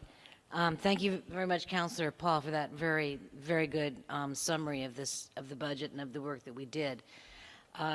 I've posted at Front Porch Forum my kind of summary, where I do say that I think this is a good, well-managed budget that I am prepared to support. As Councilor Paul laid out, this budget continues many of the enhancements that we have added in previous years and keeps up with the rising cost of doing business that everyone faces, without an increase in the property tax for general city services. So, and we have relatively modest revenue growth from property taxes and local option taxes, which means that the way that we're covering that expense growth is essentially by shifting our spending priorities within the budget and really very carefully managing expenses, and that is very hard work that has to happen all year round. And so I think this is a very good budget. We should note that there is an increase in water and wastewater rates that I'm convinced that we do need. It amounts to about 5%, like maybe $3 a month for a typical household. And these were well justified, and we're looking at potentially more in the future, but we were happy to hear that the water department is thinking of ways to introduce, I think, some ability to pay into the rates for water and wastewater, and we look forward to learning more about that over the coming year. So I would just like to thank the mayor and the CAO and the entire team for finding ways to maintain and even enhance our level of services without an increase in the general city tax rate. Thank you. Thank you, Councilor Nodell. Councilor Busher. Yes, President Wright, if you'd allow me to ask a question of the administration. Certainly. Okay, so first off, I would, it's twofold. One is I didn't know whether the mayor wanted to make comments before we adopted these two resolutions. And the second is that with Councilor Nodell bringing up the fees, I did ask that if you could give some guidance to the homeowner, and there was a statement about what it would cost a homeowner with a house that was such and such and a condo that was such and such. I didn't know whether you were prepared to kind of give that. That included the fees that Councilor Nodell was referencing in addition to the increased tax rate that Councilor Paul referenced. So I didn't know whether someone wanted to comment on that or just highlight that for those people who might be watching. Mr. Mayor. Thank you, President Wright and Councilor Busher. So I will speak to I appreciate the opportunity to give sort of a few general comments. I'll do that in a moment. In terms of speaking to the increase that would be faced by a typical single-family homeowner in terms of the cumulative 4.16% tax increase, which, as was stated, is almost entirely related not to general city or really any of the operating taxes, but is really driven by two things. One is an increase in the capital investments, the streets, the sidewalks, the greenway, the other elements of sustainable infrastructure plan that was approved, by basically 3/4 of the voters. That is 2/3 of this 4% increase, and then the other third is basically coming from the first increase in retirement payments that the city has made for a number of years. That impact is approximately $78 for the year for the average single-family homeowner and $64 for a condominium owner. That is the tax increase. That is not the. You also asked about the water rates, which is about a 5% increase over the typical rate. So, as Councilor Nodell mentioned, about $3 a month increase. Mr. Mayor, I think that they were associated with, like the condominium, I believe, was associated with a condominium that was about $198,000, and the house was $200 and some odd thousand. Just to give people kind of a ballpark of where they fit in this. Yes, Councilor thank you, Busher is going through the Council President to the Mayor. Mr. Mayor. That is very close. 193,000 is the calculation for the condominium owner, and then 234,250 for the average single-family home. A lot's been said very eloquently by Councilors Paul and Nodell about the budget. I appreciate those words. The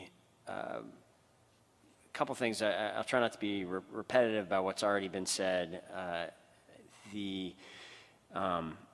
I do think it's worth noting in terms of the work that goes into this. I want to particularly compliment and thank our still quite new Chief Administrative Officer, Beth Anderson, who was leading this process for the first time. And it's really, it is a daunting process, and she dove right into it even while doing another job at the beginning of the process. And I feel very fortunate for her service that we've gotten here tonight with a good document in front of us. And we've already begun some discussion at the Board of Finance level about how in Beth's second year we might look for ways to make the process even better and find ways in which perhaps we could have some early milestones in which there, we would welcome some greater engagement with the Board of Finance and maybe other counselors. But compliments and thank you to Beth and her whole team in the CAO's office, as well as the department heads who work both to create these budgets and then have a lot of day-to-day responsibilities week to week, month to month, and making sure we stay on budget, which has been, an equally important part of the progress we've been making in recent years. One thing that I think is always worth it was sort of something I don't think I was fully conscious of before serving in this role that is different about municipal budgets than budgets in other state and federal levels is by far our largest source of funding is the property tax, and that is a revenue source that does not really increase with inflation. Just because our home values go up, the revenues that flow to the city don't change without a change in the levy in the rate, which is something we have a kind of culture of doing fairly frequently. This is the fifth year, this budget, without an increase in the kind of general operating taxes, or actually a slight decrease, and it's something that it has taken a lot of work to ensure, and we're probably approaching the end of the ability to do that without. We've made substantial increases in public safety and really expansions of how we provide public safety in both the police and the fire department. And there's discussions of even more. This may be the last year that we're able to do it, but I want to note for the public that unlike sales tax, gross receipts tax, property tax, income taxes, which rise generally with inflation, these revenue sources do not. It's only with really additional growth and investment in the community that those sources increase on their own. And so that's one of the reasons this is challenging, and is to be appreciated what's happened there.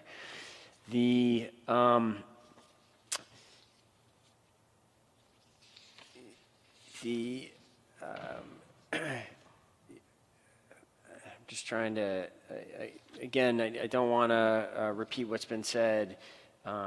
So I think with that, Councilor Busher, I'll just conclude by saying we're excited to have this before you. We appreciate the process that's happened, particularly with the Board of Finance and other counselors, and we certainly would welcome a strong support for this budget tonight, and show how local government we may have different challenges, and that we don't have the same way we increase, but we can get budgets done here on time before the end of the fiscal year. It'd be great to get it done with you tonight.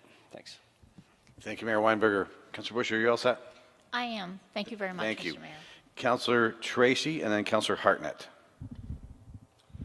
Thank you, President Wright, and thank you to the counselors who gave the summaries. I especially appreciate the lengthy introduction that really went through the budget, as well as Councilor Nodell's thorough analysis and thoughtful sharing with our constituents in the Old North End.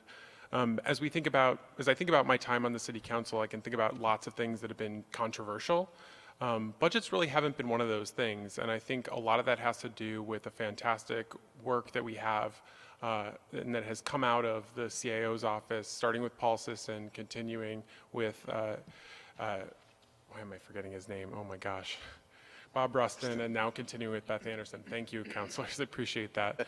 And then also that we've had really good Board of Finances that can hardly be described as pushovers. They ask tough questions, they really vet these budgets, and I sincerely appreciate the hard work that they put in alongside other counselors who sort of come into the budget sessions, listen, ask thoughtful questions as well, and I very much enjoy it as a way to check in with different departments and to understand their different priorities as sort of put out in the context of a budget.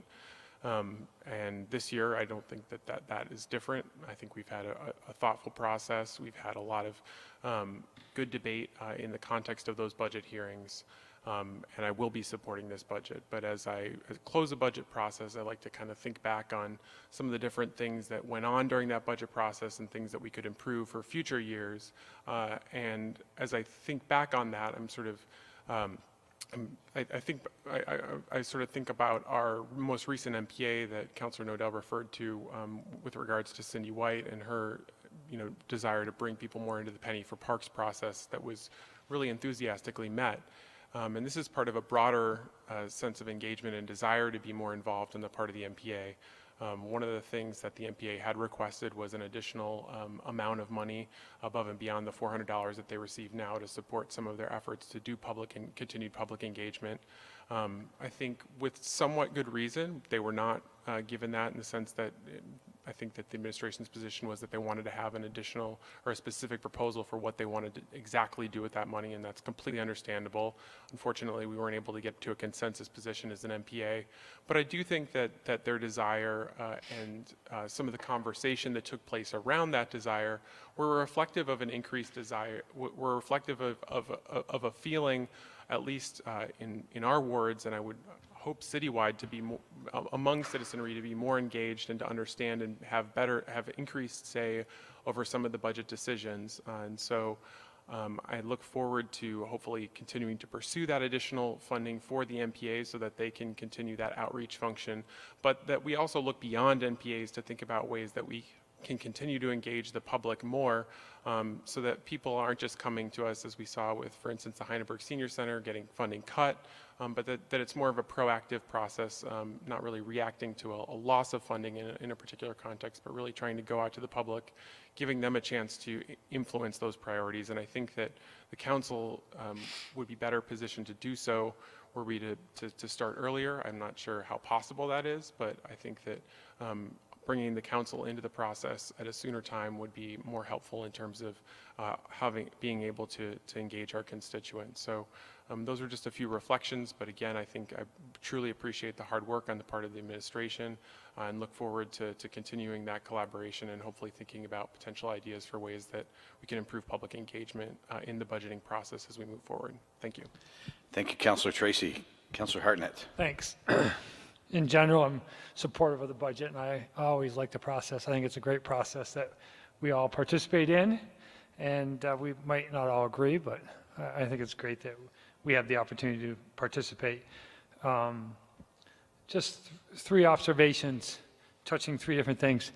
On unfunded balance, I would have hoped to see more go into paving and sidewalks, and I think I know the reasoning why it didn't is probably because we're not going to have enough time to do the work. But I still think I would have put some money there.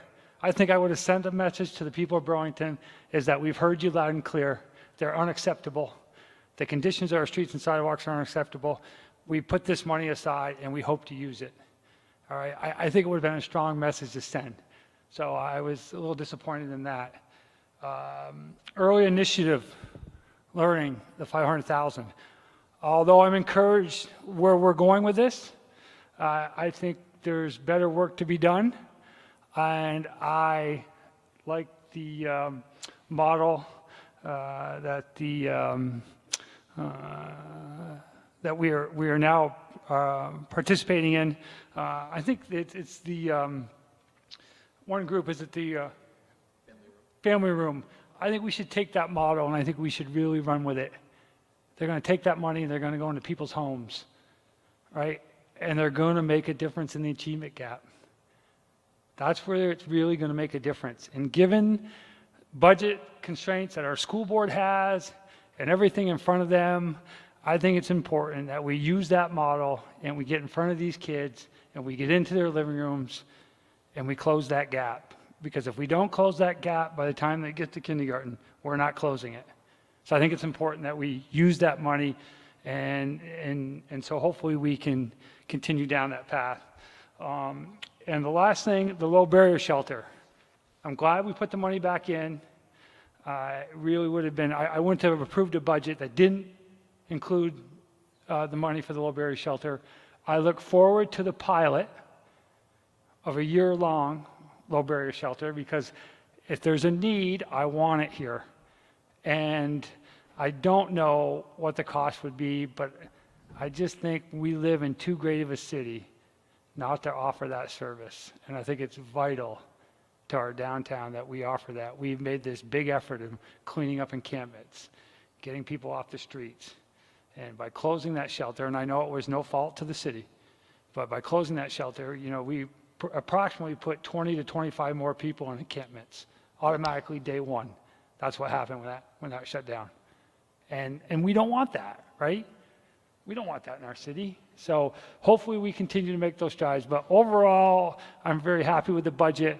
And they're difficult decisions, and I understand that. But I appreciate the administration's work. Thanks. Thank you, Councilor Hartnett. Any other comments or questions from the City Council? Are we ready to vote? Appears that we are ready to vote. So we are voting on items 3 and 4, 5.03 and 5.04, which is the annual appropriation and budget, as well as tax assessment on the property grand list. So hearing no other comments, all those in favor of approval of the budget and the tax assessment, please say aye. Aye. Aye. Any opposed? That passes unanimously. Congratulations. Great work. And we will now move on to, I think, Councilor Paul. I'm not quite done here. Councilor Paul is going to move items 5.05 and 6 together, correct? Yes. Which is the authorization of public improvement bonds and approval of grant anticipation notes for the cost of certain airport improvement projects. Okay, Councilor Paul. Since you said them so well, I won't repeat them. I'm moving the items that Council President Wright just said, waiving the reading and asking for a second, and then the floor back briefly after a second. Seconded by Councilor Nodell. Councilor Paul, you have the floor back. Okay, thank you, President Wright.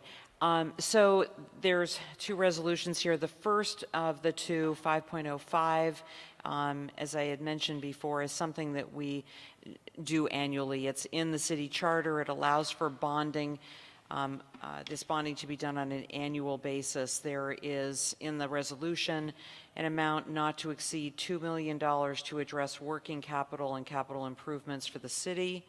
There is $3 million for capital improvements, additions and replacements for Burlington Electric, and $2 million to accommodate capital needs for the economical operation of the school department. So that is the first one. The second is, again, something that we often do in terms of grant anticipation notes. Sometimes we do revenue anticipation, but this year it's just grant anticipation notes. This is temporary borrowing for the airport. At the airport, most of the grants that they receive are federal grants, and unfortunately, the federal government does not work on the same year as the city does. So we need to wait for those grants. In the meantime, we have needs for them. There's no risk to these notes because they're secured by federal grants that are on the way. And the amount of these notes is an amount not to exceed $7 million. I would just ask for the council to unanimously approve these funding mechanisms. Thank you. Thank you, Councilor Paul. All right. Let's open it up to the council. Any councilors, comments or questions? Hearing none, seeing none. Mr. Mayor. Thank you, President Wright.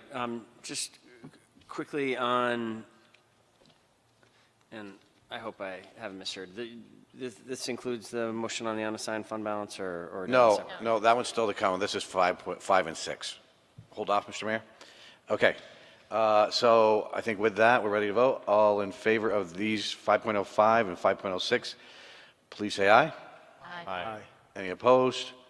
That passes unanimously, and 5.05 and 6 are passed, and we are now on to the unassigned fund balance, 5.08. Councilor Paul.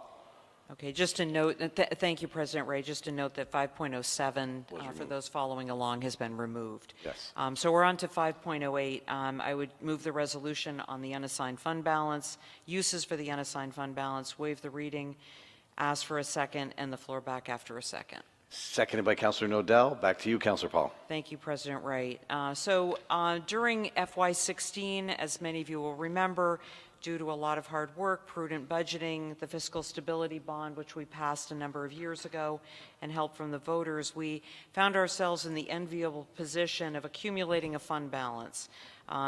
There's a limit to how large a fund balance needs to be.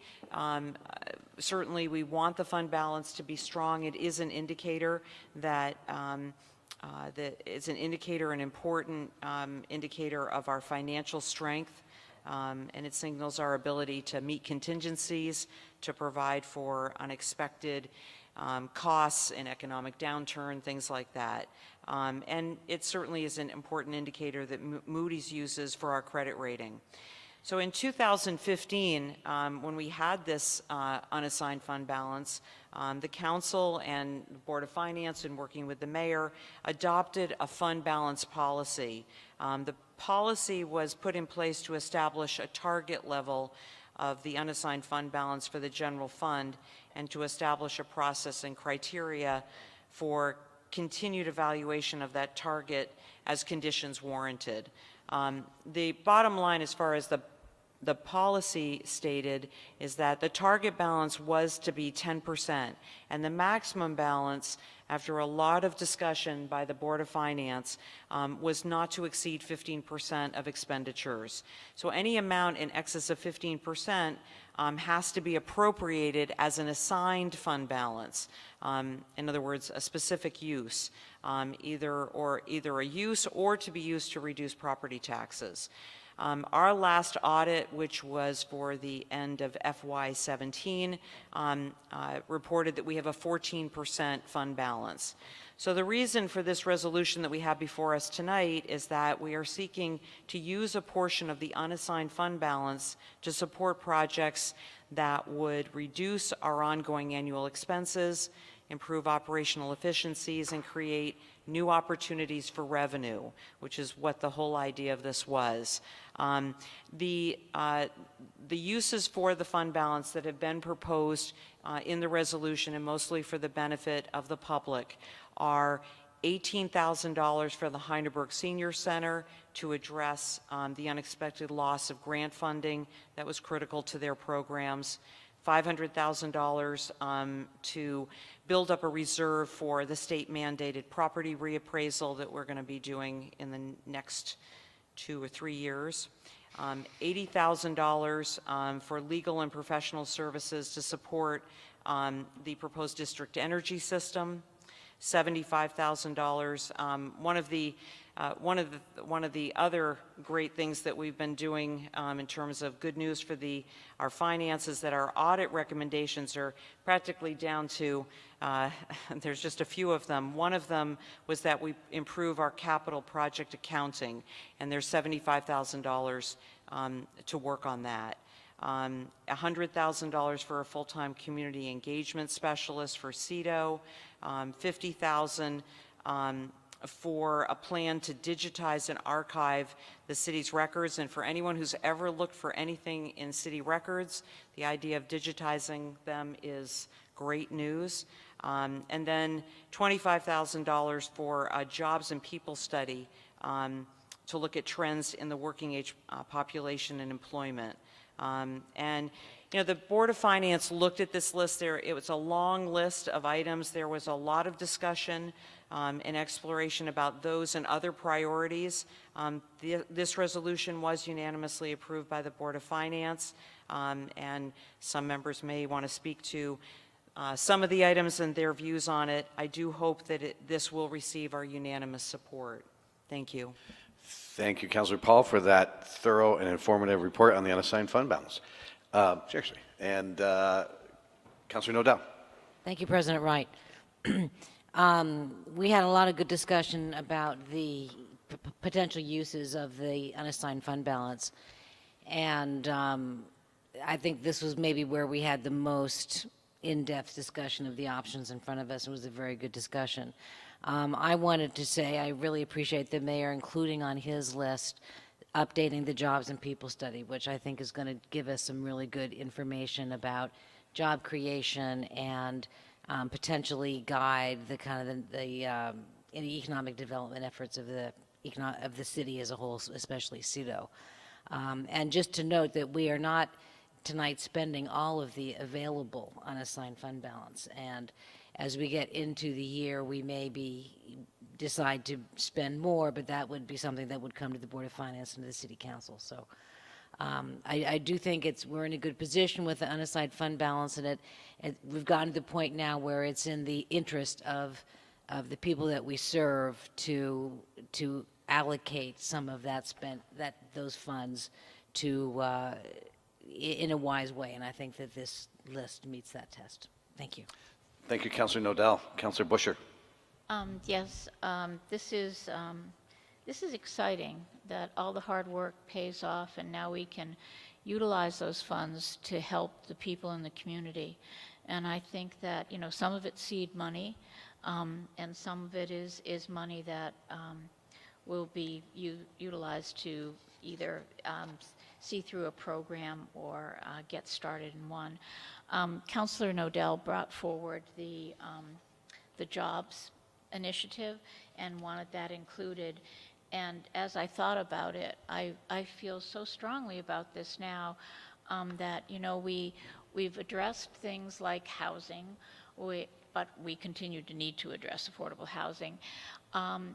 And we've tried to deal with wages, but I think jobs also are something that really kind of completes that roads here, because if we can get people to have jobs that can support them, then people in the community will have a better quality of life. So I'm really pleased with that. But I wanted to speak to that list that isn't in the budget, the additional consideration list, which I asked if we could have a meeting in July for the Board of Finance to discuss some of these initiatives. These may not actually get any funding, but I thought it was important to have the conversation. As Councilor Tracy referenced, I think that, you know, what we're trying to do is work with the administration and the community to kind of give some insight and better understand the initiatives and see where we want to potentially put some money forward, bring money forward, and support them. And I think that I just wanted people to know that, as everyone else has stated, there's opportunity here. I think we want to be cautious.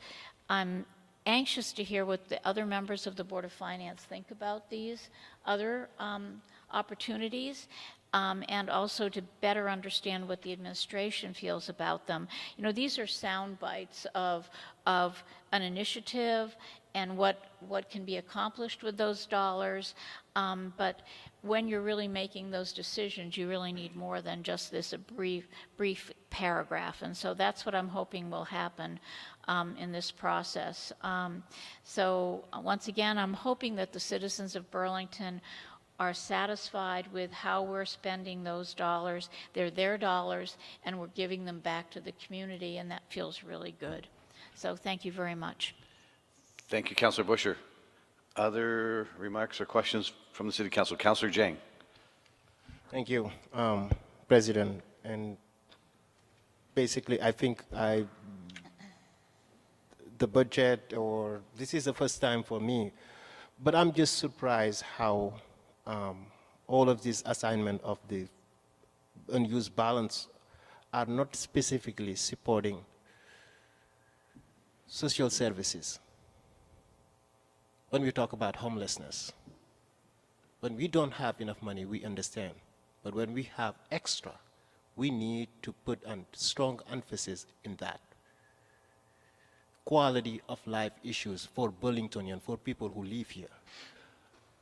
That's one. And also, I would have really want to see someone who is able from the city to coordinate education. When we talk about from the mayoral initiative about early childhood education, and also all the problems that we've seen with the Burlington School District budget and how things going, I would have loved to see a position from the city of someone who can coordinate that, from early childhood education to graduation from high school. I think those would have been wonderful. We also know that Mayor Weinberger and his administration, we just received a strong report. he is one of the most vocal mayors about the opiate crisis. And to me, we should have definitely find some resources to allocate it to that social service as well. And I also see that, some of these, like supporting the implementation of a district energy, I think they've been doing a great job along with the department, with the fees that they're raising. I would have really want to see social issues that are real and critical here in this community. But that would not hold me to not support this. But I think someone in this council talked about it, a little bit of coordination with the council about what are things that you think are important so we can work together in making it happen. But other than that, thank you. Thank you, Councilor Jang. Councilor Hartnett. Thanks. I'll be brief. I think Councilor Dang and the rest of us wish there was all kinds of money and that we could give to every organization, and it would be easy. This is a win-win, really, right? I mean, and I'll take on the opiate crisis here. We have really donated. We've really given a lot of resources to that effort as a city. Probably, as I think about it, more than any other city in the state of Vermont, and then we should be. It's Burlington. I understand that. So I wasn't surprised when I didn't see that. I think we've made a strong commitment. I'm sure we're going to make a strong commitment in the future with that. But when we talk about social services and we talk about senior centers, I mean, over the last 4 years, I think the city has given the Heineberg close to $40,000 to make sure that it stays operational. I think we address the services as best we can. The early initiative, although I do agree with Councilor Dang, I would like to see it more based towards schools and programs that get into people's living rooms and to close that achievement gap. I think we could sit around this table and argue amongst ourselves about where this money should go, who deserves it, where it would be best spent. But at the end of the day, I think the Board of Finance and the administration has done a really decent job distributing these funds, and it's not easy. And so I appreciate it. I do think we take social services very seriously in this city. I think we address them. I think quality of life in Burlington is very good because of it. And we can always do better. And I hope that's what we strive for, that we'll always try to do better. But in general, I think these are well meant and well served. So thank you. Thank you, Councilor Hartnett. Any other? Councilor Shannon, and I'm going to make a brief remark after Councilor Shannon and then go to the mayor. Thank you, President Wright. I want to thank the mayor and the Board of Finance for their work on developing this list, and I think we could all probably come up with lots of things that we would like to spend more money on, but with limited resources, I think the areas of focus that you've chosen here make a lot of sense, and I'm not sure, in order to say that, I think you should have spent more money someplace else, I would have to say you should have spent less money on these things that you've chosen.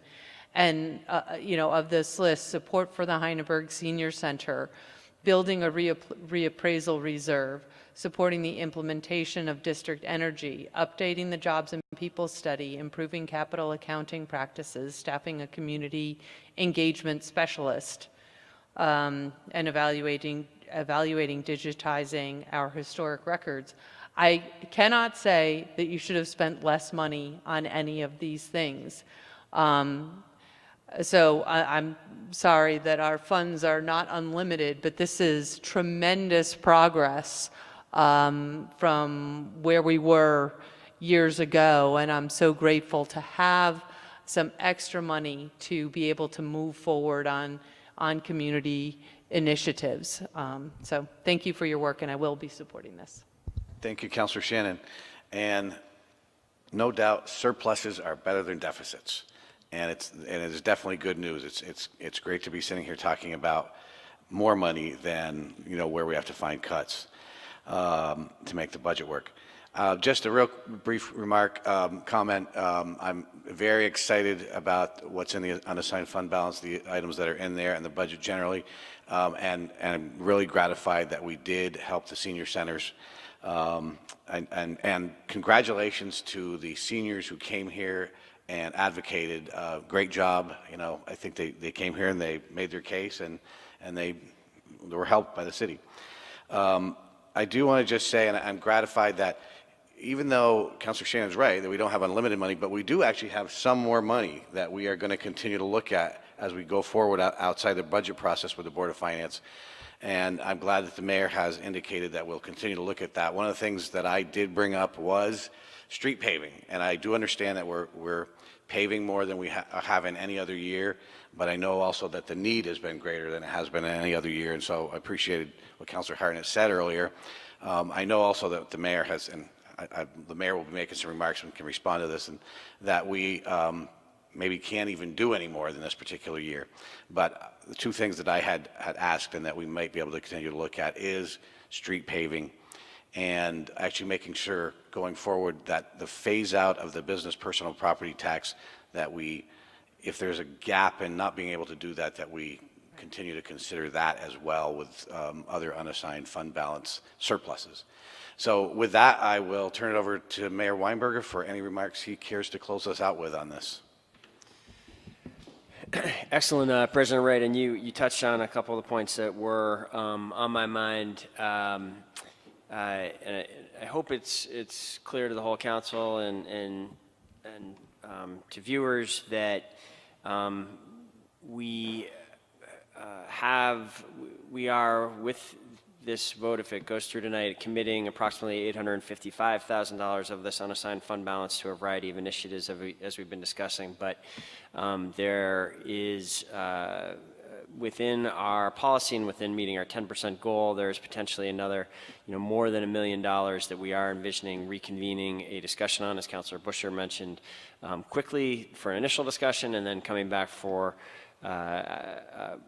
likely approvals from the board and from the council for additional investments by the end of the year. And so certainly we've taken, as was noted, there's been good discussion at the Board of Finance levels about some of these items already, but certainly it's possible that other initiatives could emerge, and councilors are welcome to suggest other areas that meet the spirit of what we are trying to use these funds for, which are not ongoing operating costs, but investments that can be used that will reduce future costs, that will certainly capital investments are that will have long-term enduring value and that won't require repeated renewals of it is another area. Councilors are certainly invited to suggest additional ideas for consideration as we do that work. And I will say I do believe I'm very committed, as I think Councilor Hartnett knows. I hope everyone knows the sustainable infrastructure plan that went to the voters in the fall of 2016, and they had strong support. We are very committed to delivering on the commitments made in that, and that's going to be challenging because we bit off a lot there. We said we were going to get the streets and the sidewalks in this 5-year period to a certain standard. We said we were going to get the bike path done. There was a number of commitments made there. We're a couple years into it.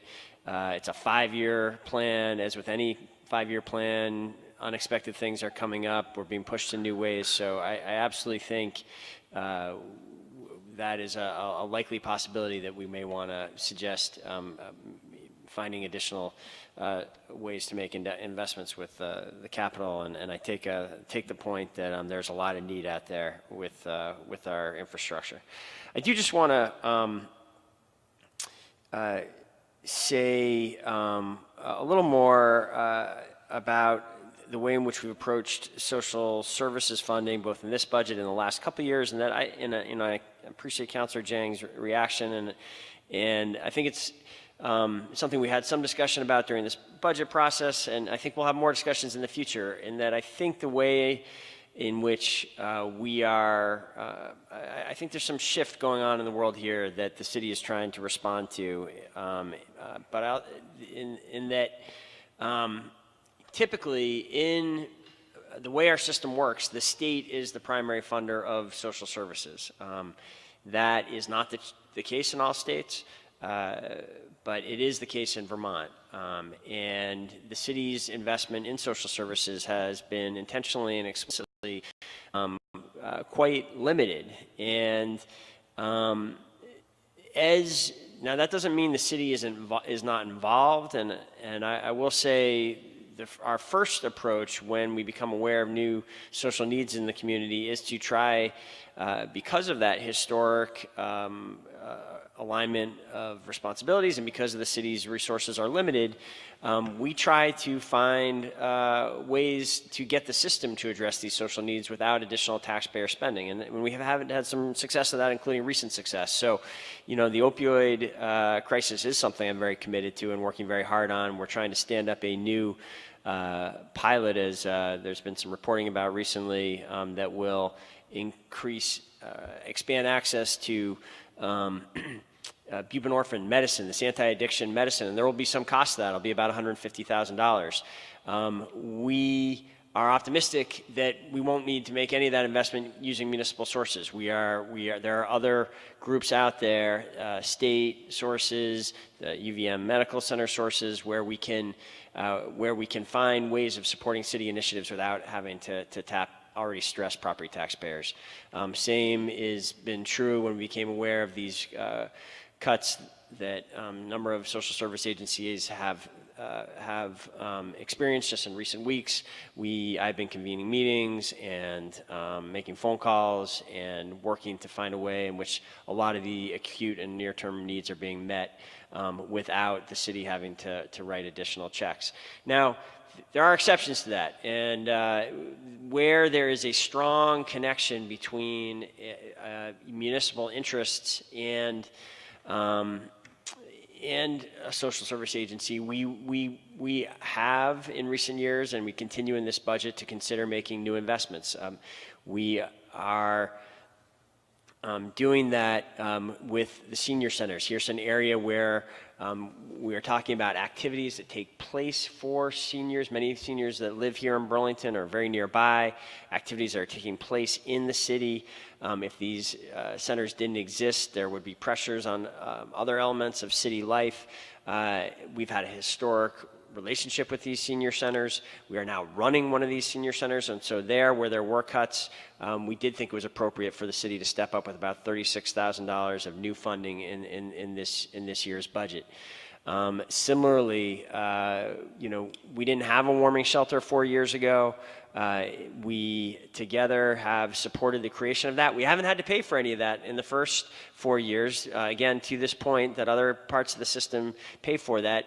But that low barrier shelter closes down during the summer. We feel those municipal impacts in the summer, and that it's our police officers, it's our Parks and Rec Department employees that have to break up encampments when they become problematic. So we see a real need that maybe other elements of the system don't for having that low barrier shelter operating more months of the year, and that's why we added $60,000 for the budget. So I share that so the public and the council can understand how we've tried to grapple with these difficult issues. I think there's more to come on this in the years ahead. I am proud of the Early Learning Initiative. I'm glad we're investing there. There was a big major annual conference happened at Shelburne Farms last week that I attended, where they had speakers from around the country there. And one of probably the central messages of that conference was that America is the 31st of 32nd industrialized nations in terms of the amount of investment we make in kids 0 to 5. And 94% of what we invest in kids 0 to 5 is on 4 and 5-year-olds on pre-K. We are doing something quite unusual and I think important by trying to invest in kids ages 0 to 3. And not only is that unusual, it's probably the area where we can have the greatest impact if we get these investments right. In that first 1,000 days of life, there's an opportunity to set the environment, set the climate for children that may have enduring aspects for the rest of their life and their ability to succeed in other areas. And that's what we're trying to do with this program. So I appreciate the council's support in that focus on our youngest Burlingtonians. With that, I hope I haven't gone on too long. These have been important conversations. I think they will continue. And thank you to the councilors who have already indicated their support for these investments. And I hope we will get a strong support for it with the vote in a moment. Thank you, Mr. Mayor. And I think with that, we are not quite ready for vote. Right. Councilor Busher. I'm sorry, I neglected to either speak to it or ask the mayor to speak to it. During this whole process, there was a shift in the United Way's funding of a number of social services, and as it was identified, the senior centers were one of the areas that came up short. But there was also an initiative on domestic violence that ended up not being funded as they had been in the past. And the one that I'm talking about is Women Helping Battered Women is one example. There are, as I stated, there were a number of social services that were not funded as they had been in the past. And as we've heard over and over again, the city cannot be there and support every shortfall. So the administration is looking at working with the state, trying to figure out how to make some of this, recoup some of this funding for all of these agencies. I think that the reason I'm highlighting this one is not only do I care very much about it like everyone else, but also at the neighborhood planning assembly that I attended in Ward 1 and 8, it came up as a topic. And I tried to be accurate and fair in my statement that, you know, that in this process they would not see funding in this budget process, but that the administration was working on this, and there was concern and support from the community in trying to resolve, as I said, that funding gap. So I don't know if the mayor wants to say any more about that, but for those people who are listening and may be reviewing this, I didn't want to leave them without some statement regarding that. Thank you, President Wright, for allowing me to make this statement. I don't know if the mayor wants to say anything else. Thank you, Councilor Busher. It is an important topic, so I appreciate you bringing it back up. Mr. Mayor, do you have anything to add to that? I mean, I think Councilor Busher's laid out that we're going to continue to discuss this as the process goes forward. Okay, all right. It is an important topic, and I appreciate you raising it, Councilor Busher. With that, I think that we are ready to vote on the unassigned fund balance and expenditure of the variety of items that have been discussed here over the last half hour or so, which amounts to somewhere around $850,000 in initiatives in surplus unassigned fund balance monies. All those in favor, please say aye. Aye. Aye. Any opposed? That passes unanimously. Congratulations on all the great work from the administration. Thank you. That will conclude the budget and tax items, and we'll move on to item number 6, which is committee reports. Any committee chair who would like to report to the City Council? Councilor Nodell. Reporting as the chair of the Inclusionary Zoning Work Group, an ad hoc group, we had our last meeting this morning. We had our public hearing a week ago. We appreciate some of our colleagues were able to join us and share some of their thoughts with us.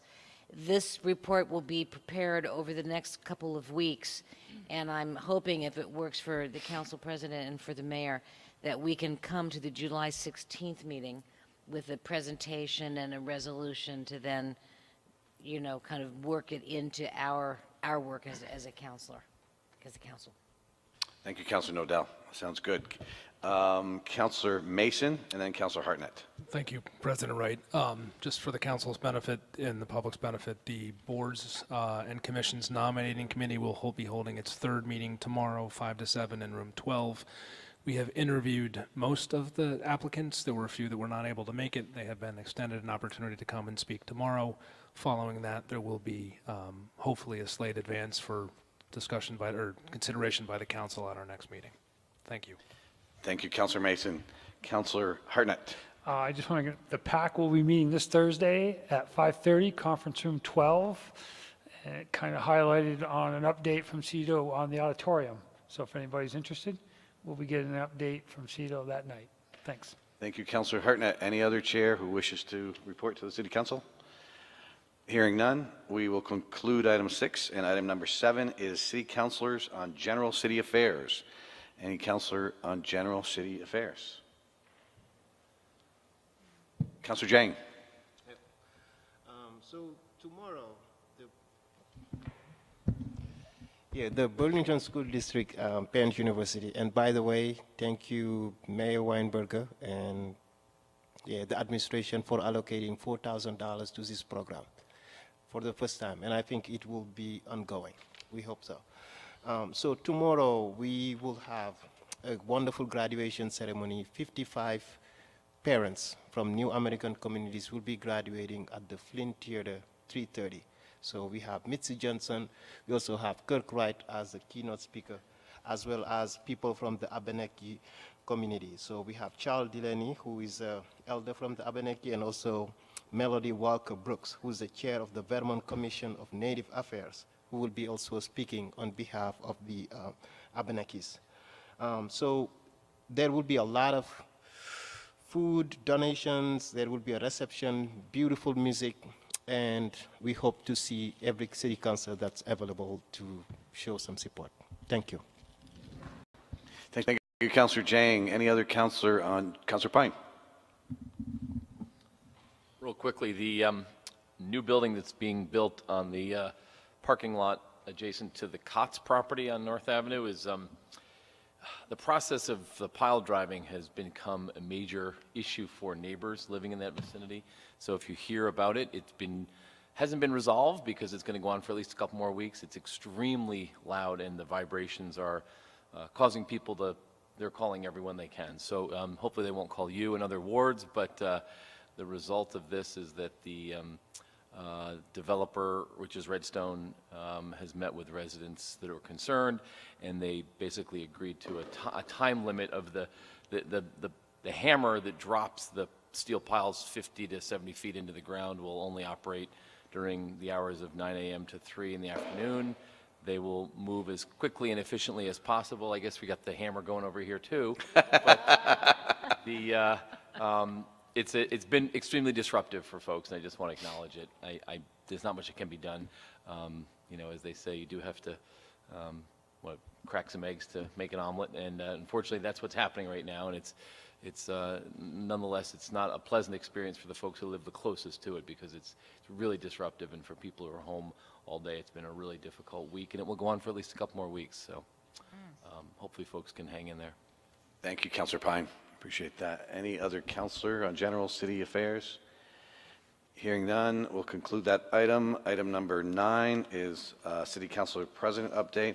I don't really have any other updates, and I'm not going to go into this very far because I know the mayor is going to talk about this, but just I know that City Council all wishes everybody's heard about Chief Del Pozo's very serious accident over the weekend, biking accident, and we have a card that we've all signed wishing him a speedy recovery from the Burlington City Council. And with that, I will turn it over to the mayor to take us home. Thank you, President Wright. That's a very generous gesture, and I'm sure the chief will appreciate it. Been to the hospital a couple times since the chief's accident late Saturday, and saw him in good spirits yesterday, and very much on the mend. And I know he and his family appreciates all the well wishes, and his wife Sarah has really been a very strong, calm force through a challenging situation, and I know the chief is eager to get back to work as quick as he can. It is going to be a little while before he is back at work. He was definitely making progress. They were looking to move him out of the ICU unit shortly, if not already by now, but he'll be in the hospital for some additional time, and then it will be some recovery from some broken bones and his abrasions.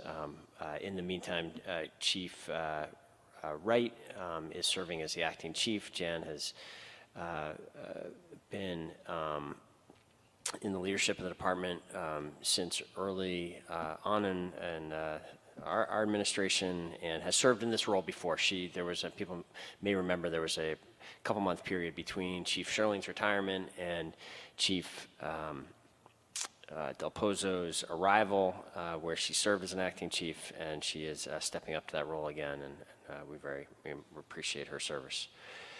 A couple other items that I will just briefly mention, looking just one backwards looking note and then a couple ahead. In this room last week, we had a blood drive.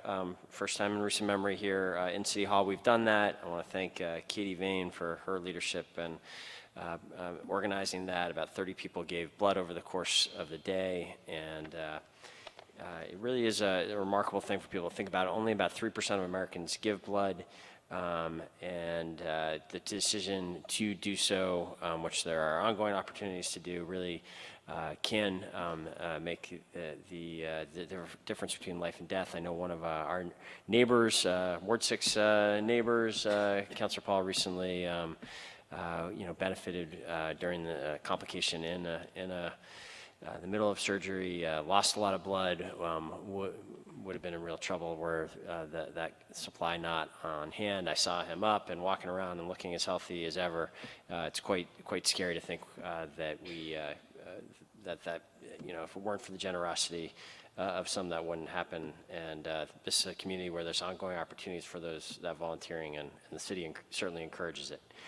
The couple opportunities looking ahead. One, on Wednesday night, we are, for the first time in a little while, pulling together a joint meeting of the school board and this body, the City Council. That event is going to be at the Burlington Police Department at 6 p.m. on Wednesday. Dinner will be provided. Many new school board members, of course. I think there's 6 or 7 new school board members just elected, so I think it will be a nice opportunity for the two bodies to get to know each other better. A couple topics are on the agenda for discussion. One, we are going to talk about a debt policy. We've never really had a debt policy as a city, how much debt we should take on, what types of debt, and how that should relate to a debt policy for the school district. Given that both entities are at a time of borrowing and investment, it's a very timely conversation. I believe we will also be having some update from the school district about their investment plans in capital in their buildings. And finally, next Sunday, June 24th, we are having something called the BTV Block Party, which will take place right out here on the southern block of the Church Street Marketplace between 1 and 4 p.m. There's going to be a variety of activities. DJ Craig Mitchell will be providing music, and all the different departments in the city will have vehicles and tables, information about how scholarships can be applied for, and really it should be a fun event and one for people to get a chance to see and feel exactly what city government is, and it's the first time we're doing that. And again, Katie Vane was involved in the organization of that as well, so she's been on a roll back there, and we appreciate her service. With that, President Wright, I think that's all I've got for tonight. All right, thank you, Mr. Mayor. Is there a motion to adjourn? Moved by Councilor Hartnett, seconded by Councilor Roof. All those in favor of adjourning, please say aye. Aye. Any opposed? We are adjourned. Thank you very much.